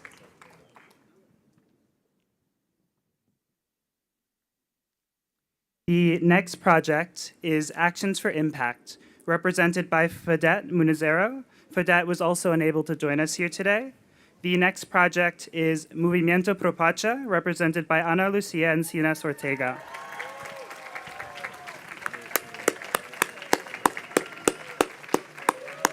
Yeah, congrats, Ana.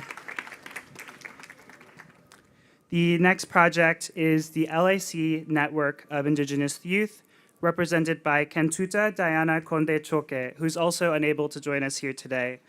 The next project after that is One Look Studio, represented by Okalani Mariner.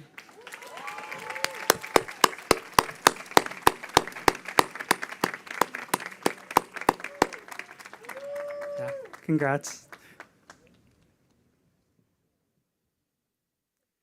So the next project is the Eco Pioneers Student Initiative, represented by Jeremiah Taronka.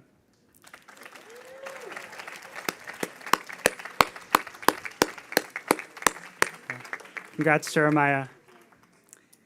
The next project is mainstreaming climate education and climate literacy in the Seychelles National Curriculum, represented by Magali Rocamora. And there are two more projects left. The second to last one is the Impact Hub, Nam Phen, represented by Chambara Sek.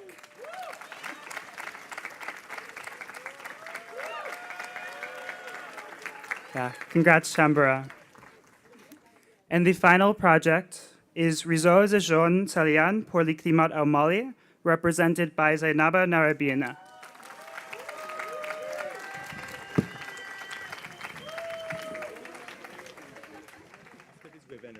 Yeah, congrats.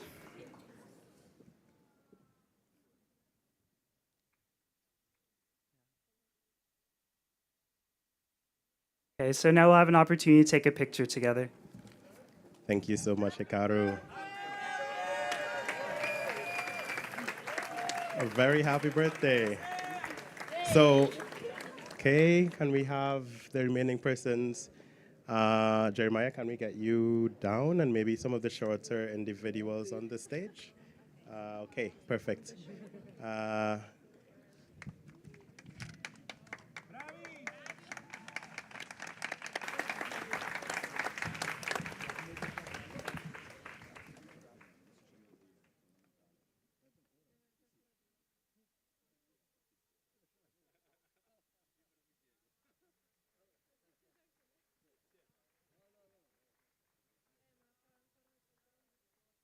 Thank you so much to Agostino and to Hikaru.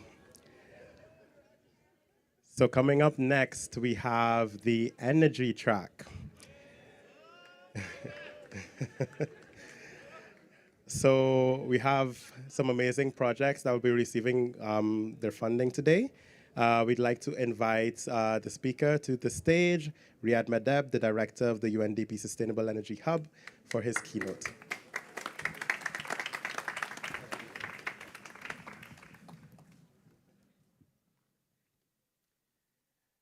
Excellency Minister Pichetto Fratin, Minister of Environment and Energy Security, my dear friend, Special Envoy on Climate Change Carvaro, ladies and gentlemen, young leaders, today I'm truly honored to stand before this diverse and dynamic audience at the Youth for Climate event, joined by our esteemed partners from the Italian Ministry of Environment and Energy Security.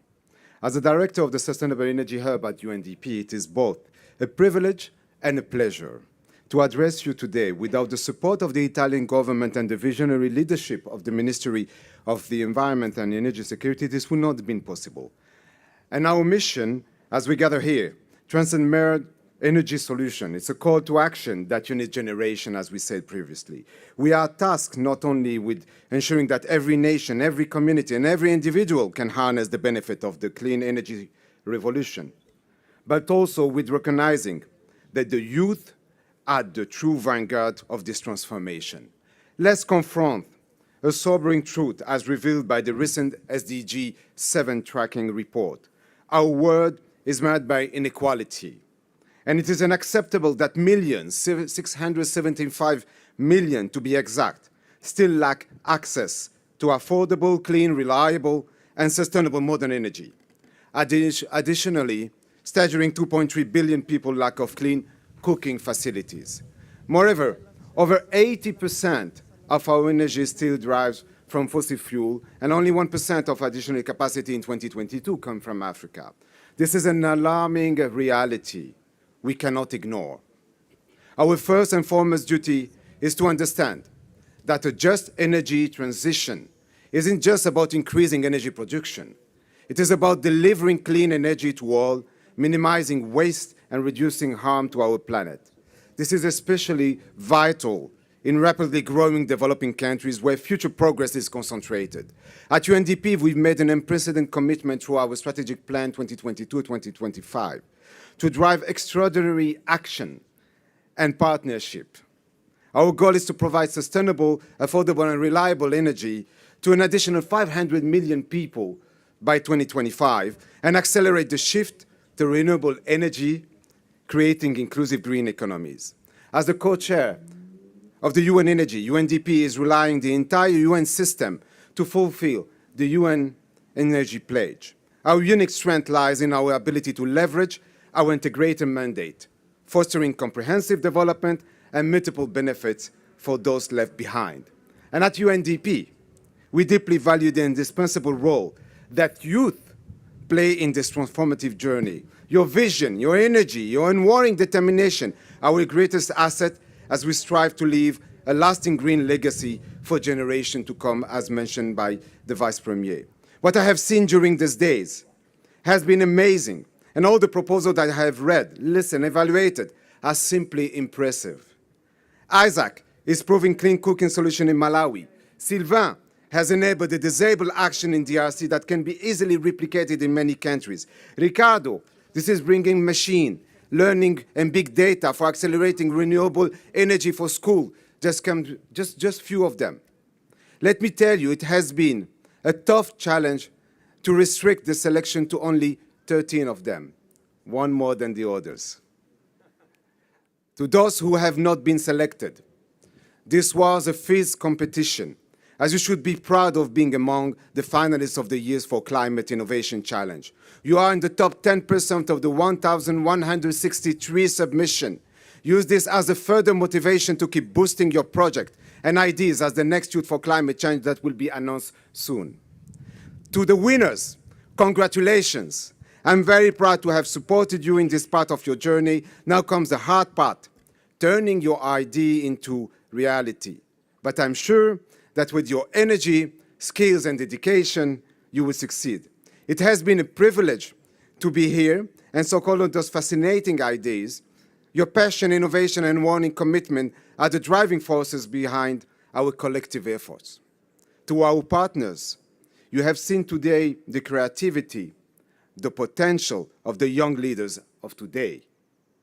All together, let's invest on them as the Italian government has strategically supported this initiative. Let me finish with something inspiring and projected into the future. The most beautiful sea hasn't been crossed yet. The most beautiful child hasn't grown up yet. Our most beautiful days we haven't seen yet. And the most beautiful word I wanted to tell you, I haven't said yet.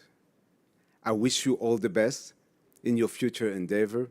We believe in you, and thank you very much.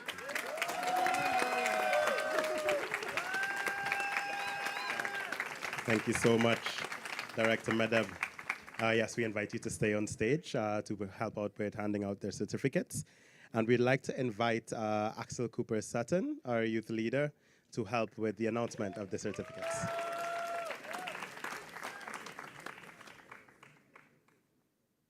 Akil, the floor is yours. Thank you. Well, thanks, Rayat, for this inspirational words. A beautiful poem at last. So inspirational. I'm really glad to call the winners of the energy sessions. My name is Akil Sutton. I'm the Youth Energy Ambassador for Latin America, the C4All program and TED Countdown program. Thank you very much. And I had the honor to moderate the energy pitching sessions, and I'm really glad to announce these winners because it was amazing and incredible praise to hear today. It's an honor to receive and call a MISA Enterprise represented by Isaac Chimiwa, who is not attending in person, but he will receive his certificate in absence. Big applause, please. Hopefully, he's listening to us virtually. Thank you very much. The second one is Energy in Every Life Cycle for Everyone, represented by Pablo Castellano Ramelli. Big applause, please. for this excellent entrepreneur from Colombia.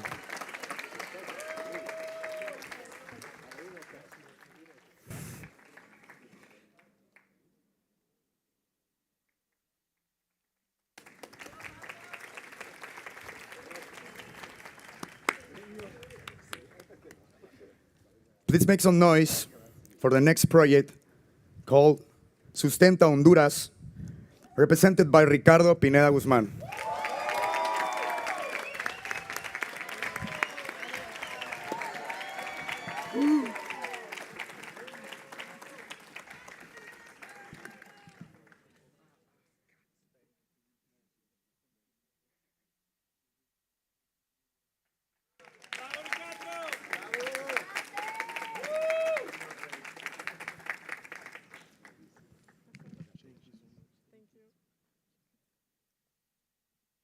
I'm glad to call Futuristic Energy Efficiency Rating System, represented by Lesego Moncho.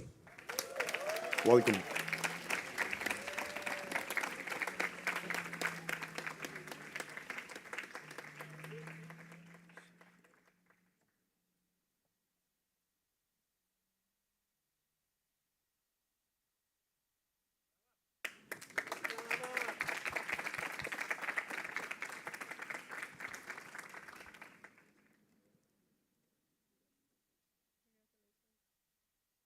It's an honor to receive Green Biofuel Project, represented by Cedric Mahutondi.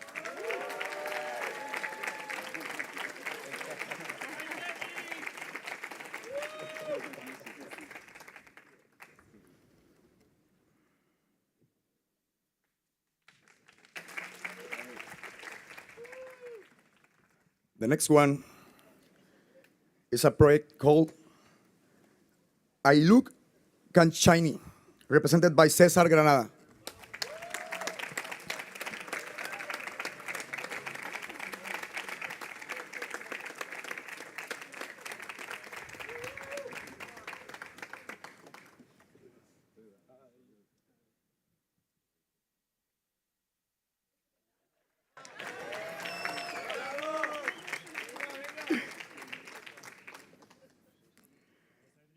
It's an honor to receive the next project called BioTreasure, represented by Omer Babacon.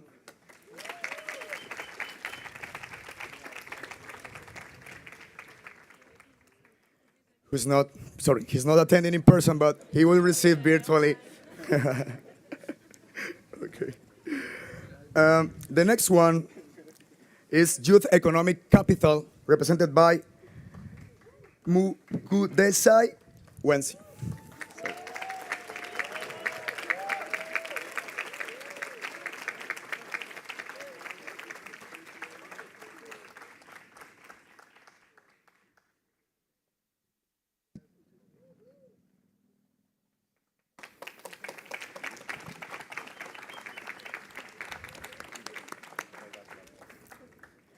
I'm glad to call Hope for a Better Future, represented by Gundilo Fantina. Congratulations, Fantina. You're an amazing girl.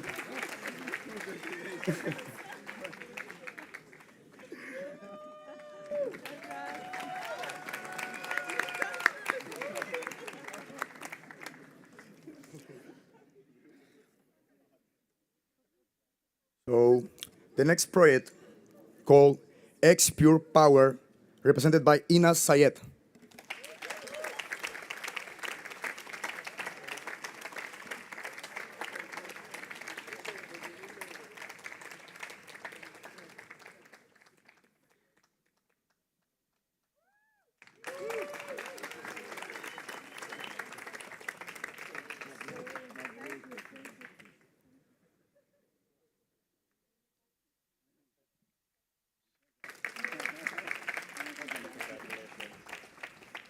Thank you.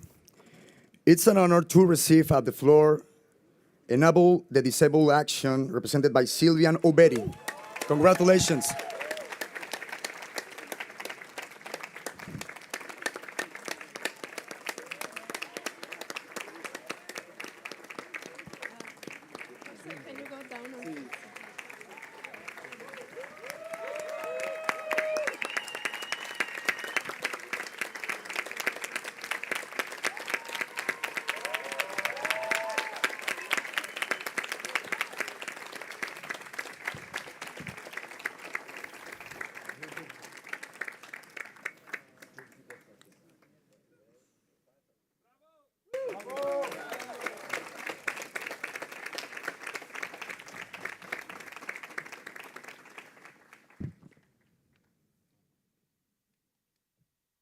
Thank you very much.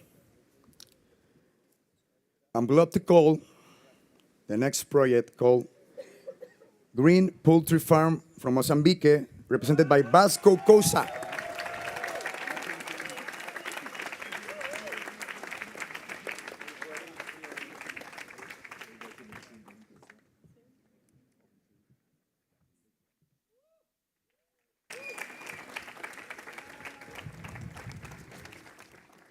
And our last project of the day, Ecoturbo from Chile, represented by Tomás Schmidt. Make some noise.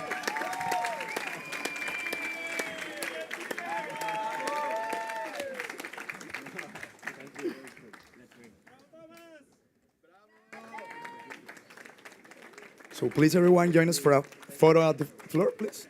Yes. Going to invite everyone to the front for the picture.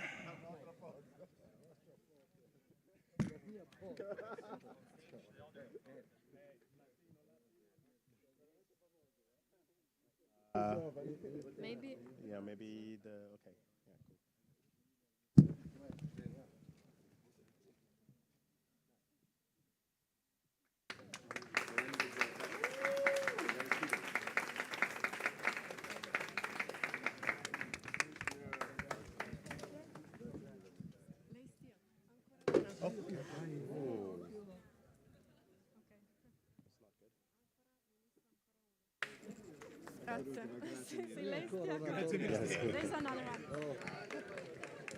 Thank you to Akil and to Director Medeb.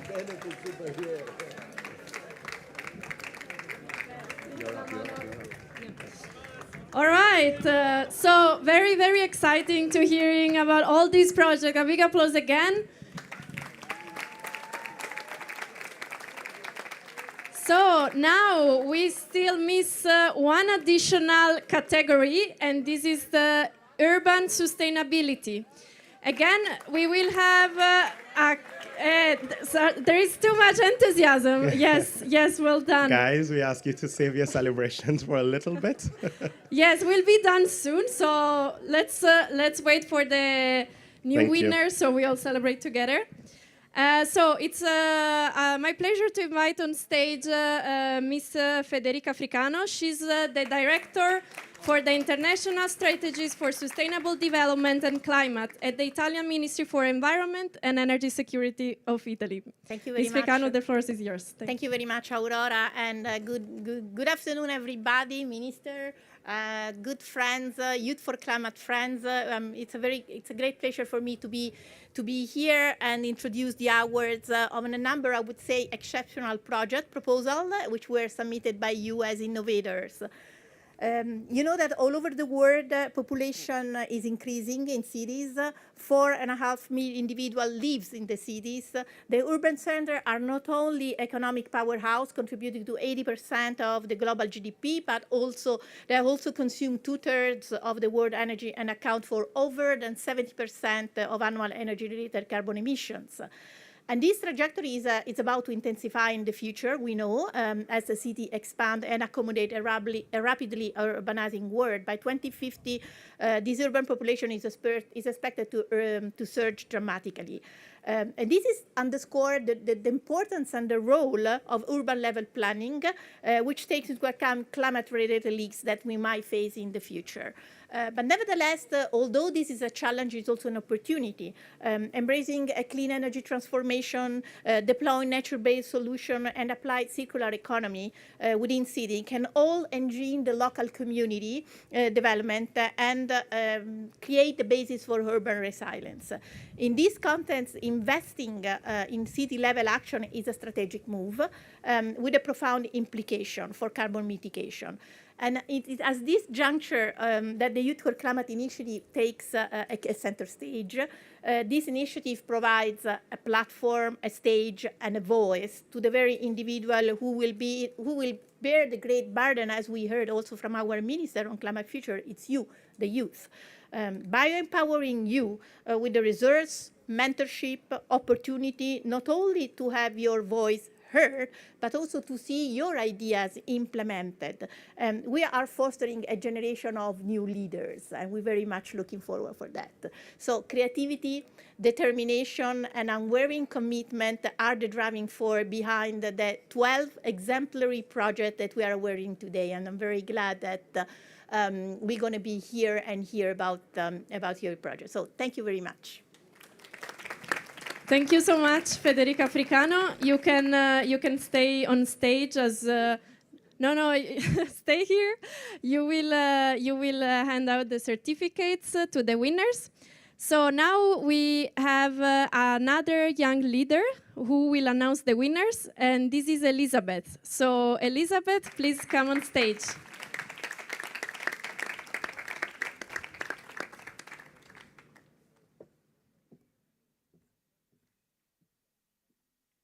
Your Excellency, Minister of Environment and Energy Transition, heads of departments and organizations here present, colleagues, friends, all protocols observed.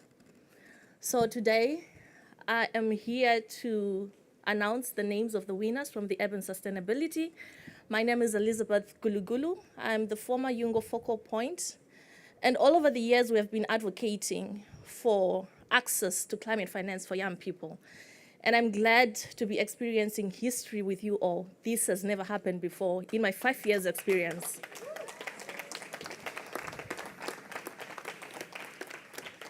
So, I'm seeing this list for the first time. Forgive me if I'm a bit emotional, but congratulations to you all, whether you win or you don't. The first winner that I'm going to announce in absentia, the name of the project is called Full Development Agency Group, represented by Longe Tako Bajira.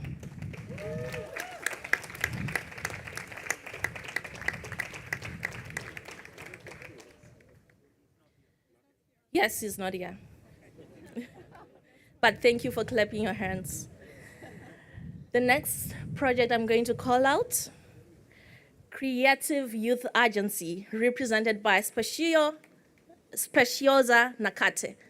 A round of applause.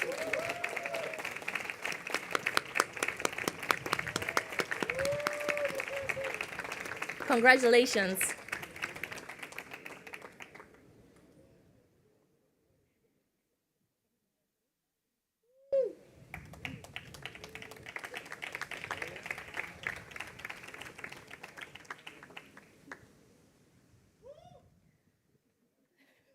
Thank you so much for the hype. It's needed.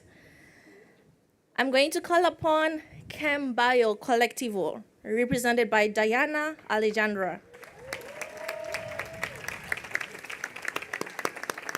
Congratulations, Diana.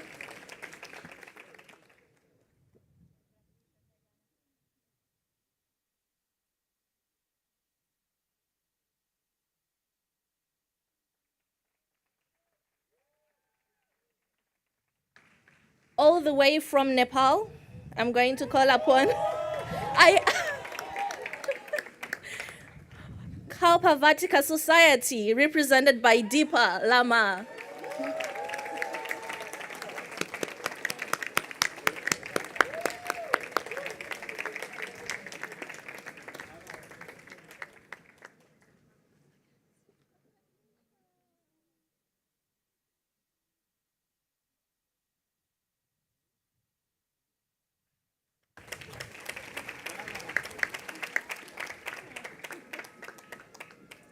The most fascinating thing from the team of energy sustainability is we also got to learn that even in urban sustainability, we often need to educate our societies and communities. Now, the person I'm going to call upon is representing iDrastic, Persis Ramirez.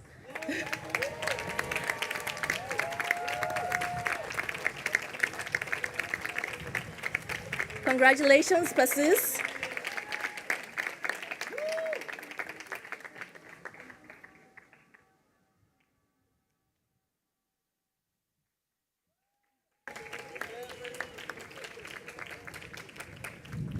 From where I come from, when you talk about waste, especially e-waste, is really challenging.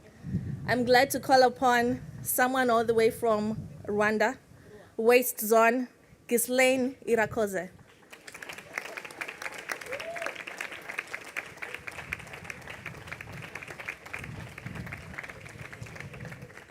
Congratulations, Ghislaine.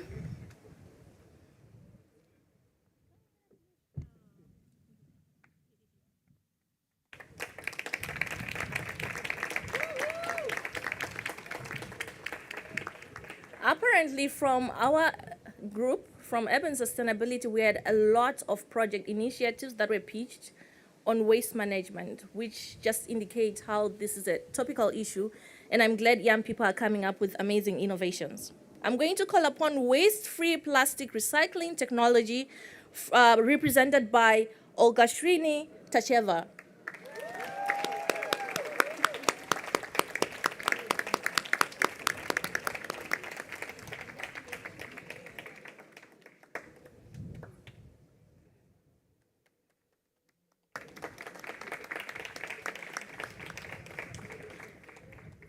The next initiative or pitch project that I'm going to call upon is called Ulan Bata Oasis Project by Batushig Tog.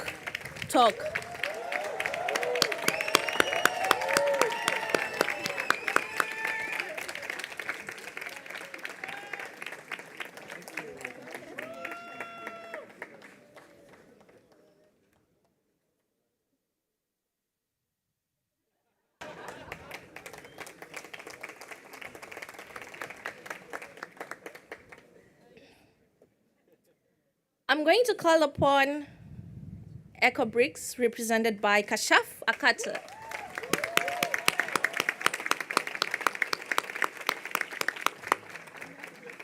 We had the privilege to see the prototype of the bricks, and congratulations.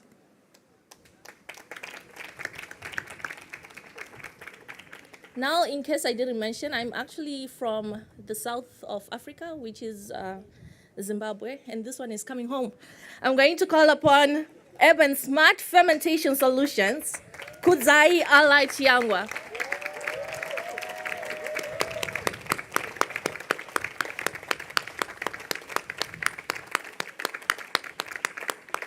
Congratulations, Kudzai.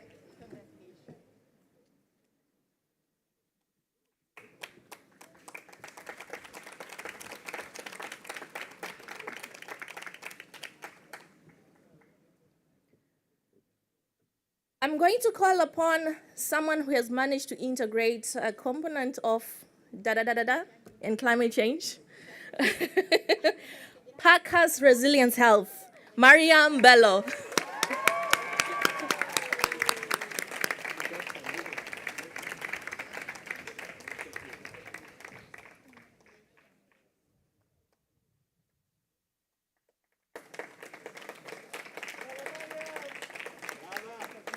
Well done. Now we are at the final two. I can only imagine. I wouldn't want to experience whatever you're experiencing, but I'm just doing my job, okay? Yeah, I'm doing my job. Right. I'm going to call upon Golden Waste Solutions Enterprise, Kadiatu Sharif.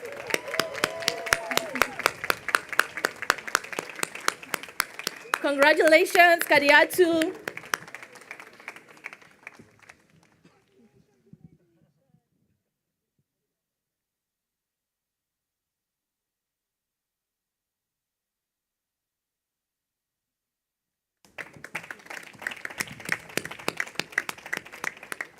Just remember, we are all winners.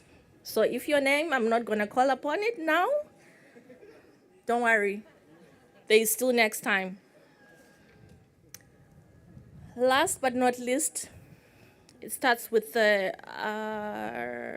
D. Damkrit, represented by Ganratawa. Congratulations.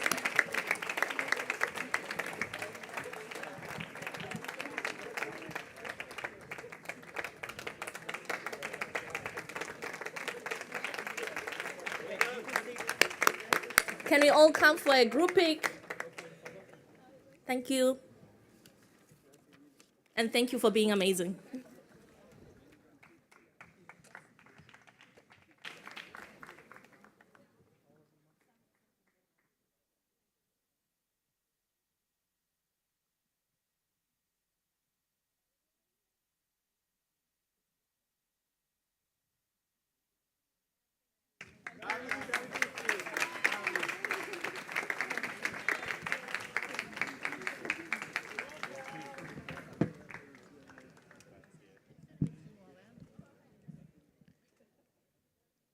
Thank you so much to Minister Piqueto, to Director Fricano, and to Elizabeth for that session. Moving swiftly onwards.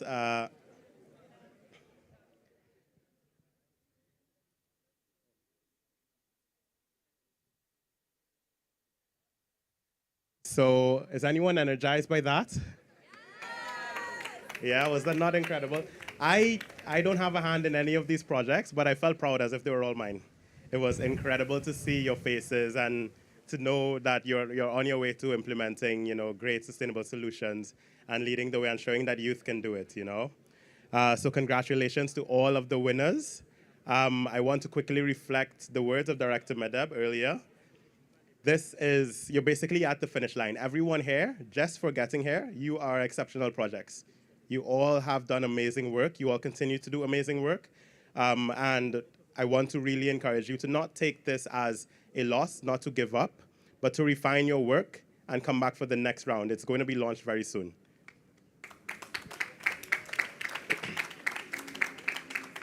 So congratulations to everyone. And now I want to talk a bit about, what makes the Youth for Climate platform work.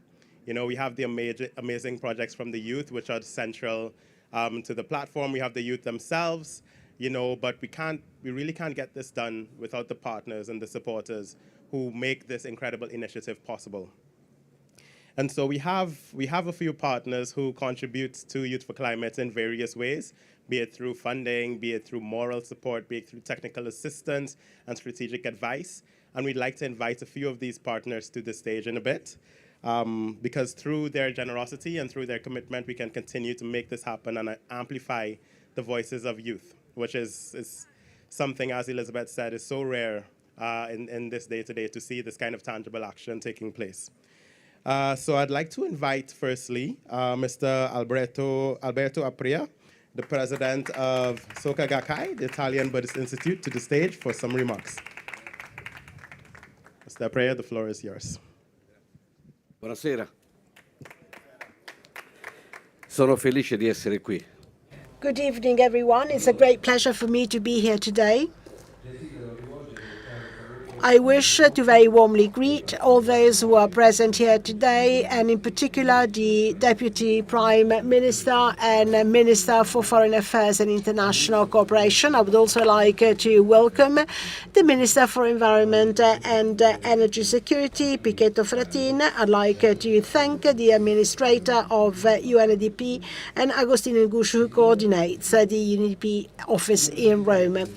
Ladies and gentlemen, as president of the Italian Buddhist Association and its 60,000 Italian followers, I'd like to express my deep gratitude for having invited us to this award-giving ceremony. My heartfelt thanks. In the Buddhist outlook, the human species is not the master of the planet. The universe is a single living entity in which every form of life and the environment around it and all phenomena are connected in a network of interdependence and mutual support. In light of this, taking care of the environment means taking care of life itself. Humanity and nature, society and internal universe are deeply connected, and the desertification of the natural environment mirrors the spiritual desertification of human beings. Therefore, the only way to protect Mother Earth is to establish a lasting peace and through a radical internal change, a transformation of principles on which our heart is based. The President Soka Gakkai International, our spiritual master, writes, the human revolution of a single individual will lead to the change of the fate of a whole nation and will lead to the change in the destiny of all of humankind. This is also the spirit of the young, who have an internal force to overcome any difficulties. We believe in this power of youth, and with the force of youth, we wish to change the world. For this, Italian Soka Gakkai has decided to support Youth for Climate and to continue to increase the number of award-winning projects through the 8 per 1,000 fund, allowing more young people to receive financial support. For this same reason, in 2024, Soka Gakkai, as part of the project I Change, the World Change, will promote an exhibition in Italy organized by young people in order to build up awareness among the young of the need to act now, to act against climate change. For many years, President Gedda has been saying that the voices of the youth should be listened to in international political discussion. Soka Gakkai International is a movement for peace led essentially by young people. From 1983, every 26th of January, which is the day of foundation of Soka Gakkai International, Tasaki Gedda sends a proposal of peace to all the countries of the United Nations and indicates the most important issues humankind has to face, indicating not just practical principles, but also the philosophy which can underpin a radical change. On the basis of these proposals, Soka Gakkai has presented exhibitions and messages in many UN conferences and elsewhere, always with a focus on the point of view of new generations and sharing the lessons learned from their activity, particularly at COP27 last year. Soka Gakkai International contributed to the organization of a side event entitled Young People and Faith, in cooperation with a African Catholic youth organization. Today, climate depression practically affects the youth, and during COP27, many of them from many parts of the world shared significant experiences and proposed concrete ways in which to overcome this situation. In Japan, where we have our central institute in preparation on the next summit of the United Nations, Soka Gakkai is planning the launch of an initiative to collect the voices of new generations in all countries on issues such as climate change and nuclear weapons, in cooperation with many youth organizations and the support of UN agencies. It's well known that the UN overall is trying to listen more carefully to the voices of youth, and this Soka Gakkai initiative fits into this approach. I'm reminded of a statement by Adolfo Pérez Esquivel, an Argentinian activist for human rights, to whom Asake Gedda, our president, has a long-standing friendship. You say that the youth is the future of the planet, but I would rather say that youth is the present today and always, because what youth are doing today will shape our future. For this, we are convinced that a collective change has to start from a transformation of the human spirit. Now, young people in the Soka Gakkai Buddhist family will always find a sincere ally. I conclude my statement here, and I thank you from the bottom of my heart.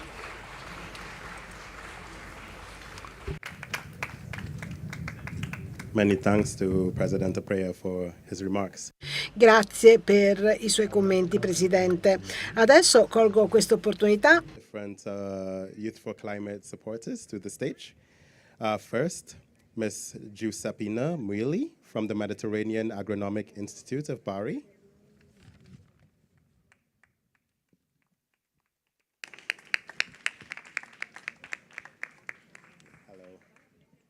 Next, Ms. Bruna Elias of UN Global Compact.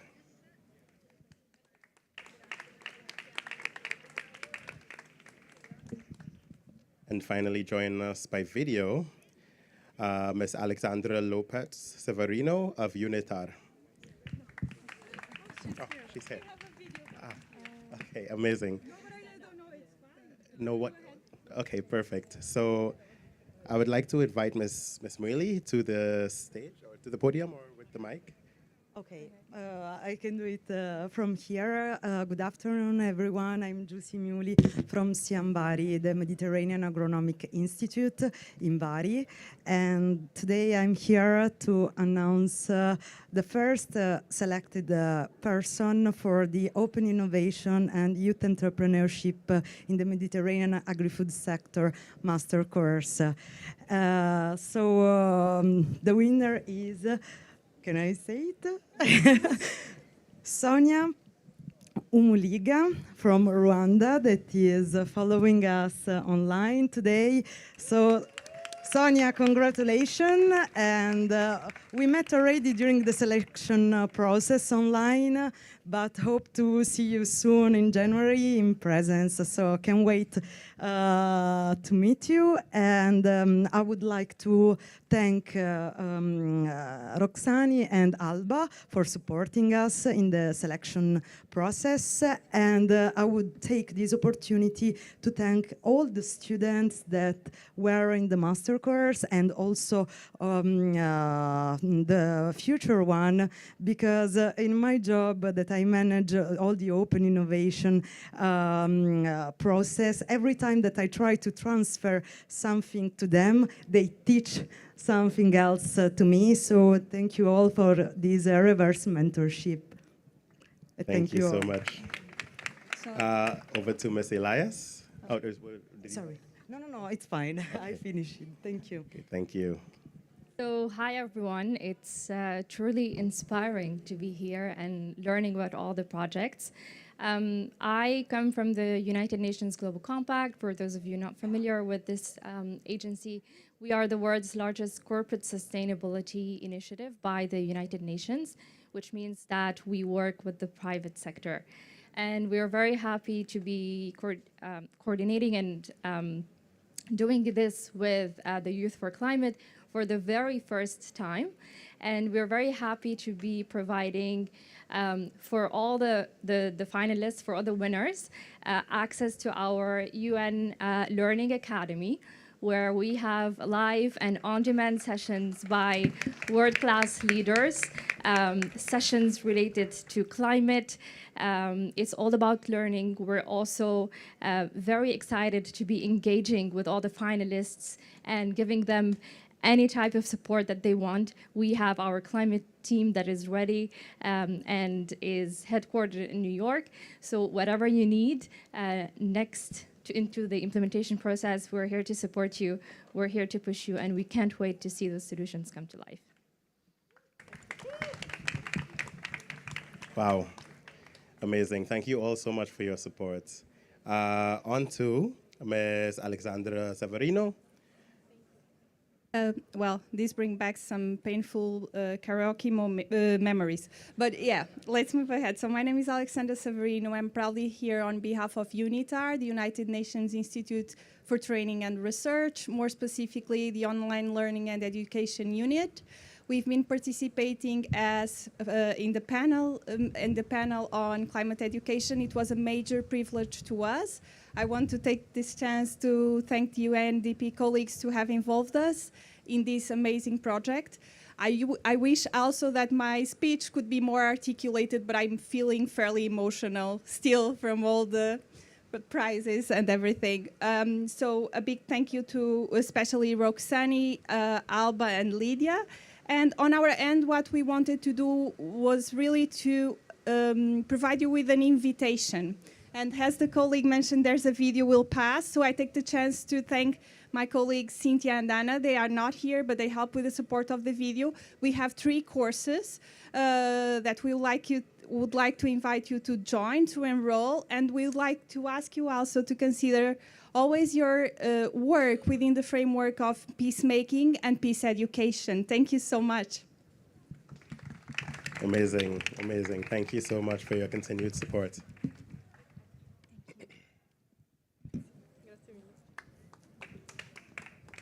Finally, we'd like to invite the COP28 Youth Climate Champions team, Fernando Puente, to the stage for some remarks. Thank you, Fernando. Hi, everyone. I want to keep it short because I know we all want to celebrate your incredible projects. First of all, thank you so much to UNDP and the Italian government for inviting the COP28 Youth Climate Champion team to come here. We've listened to incredible pitches, so if you didn't win a prize today, just remember this is only the beginning. All your projects are incredibly exciting, so congratulations to all of you. And I'm here to say, I think we're all really offering a lot of education resources because we know it's so critical. And as we've been talking to a lot of young people throughout the year, we've come to find out that one of the biggest priorities is always capacity building. So the COP28 Youth Climate Champion team is teaming up with Coursera, the online e-learning platform, to offer 5,000 free licenses to a curated program with UNFCCC thematic courses. So you're going to be able to access courses on adaptation, mitigation, finance, and loss and damage. So look under your seats. There's the license. No, I'm kidding. It's all online. So if you want to access these licenses, I'm going to share the link to the WhatsApp group with all of you. And then the COP28 social media account is also going to have a link so that you register for it. And yeah, I'm looking forward to celebrating with all of you after this. Thanks. Thank you to Fernando. Over to you, Aurora. Yes, thank you, Akil. So I think we are reaching the end of these very exciting and emotional days. We have seen happy faces. We have heard other stories of how we can keep empowering and training ourselves. So this is really great. And I want to maybe echo the Minister Pichetto words who said all of us are winners because we showed commitment, passion, and ambition, which are unique qualities that will enable us to overcome challenges and realize successful projects in the future. So a big thank to all of you again. A big applause to you. I think we also want to thank all the volunteers who have been around. I think each one of us has seen them around, so a very, very big thank to all the volunteers. If they are around, please join us on stage. So they are Anna, Beatrice, Emanuel, Fabio, Marco, Manav, Maria, Martina, Melania, Monica, Nicolò, Sofia, and Inxu. So thank you so much for your really tireless efforts in helping making this event a success. Come on stage.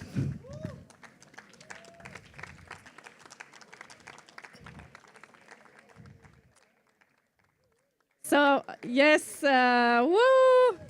Can we get a round of applause? So much. Yeah. Amazing. You guys have been amazing, really. Yes. Thank you. All right. We can look there.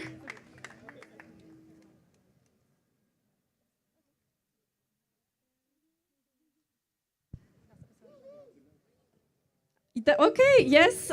So it's not only the projects that receive a certificate, but also our volunteers, because you have been winners as helping us delivering this event. So Lydia will give your certificate while you go out of stage. Thank you so much again.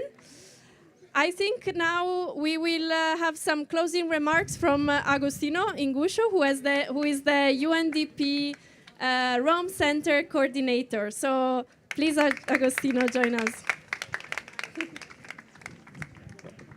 Thank you, thank you. No closing remarks at all, just basically thanking you all once again and saying that we're going to have a fantastic party, I hope now, with a live DJ set by Eric. And thank you all once again. I mean, Akil, Aurora, incredible stamina and performance today. And yeah, just finally, yes, on behalf of UNDP, we are incredibly proud of working with Italy to deliver Youth for Climate. And we know that this is just the beginning. So please stay connected, stay like you are, because you're fantastic. Thank you. Ciao.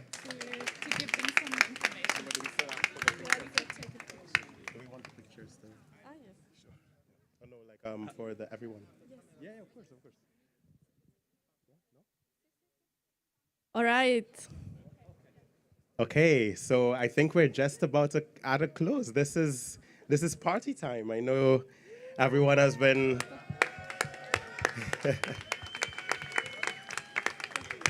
having have time for a well-deserved break and a time to enjoy and celebrate your achievements. Whether you won or not, I think it's an achievement to be here. You are all amazing. I hope you continue to do the great work. It's been a pleasure being here and meeting all of you. We would like to take a group picture with everyone over on the side where Roxani is waving. And so right after we finish, we'd like to gather there. And then we'd also like for all the winners to meet under the shaded area at 5:30 to meet with the UNDP and get some next steps for your projects. So it's been a pleasure, Aurora. It's been a pleasure emceeing with you. Likewise, thank you, Akil. All right. Everyone have a great time.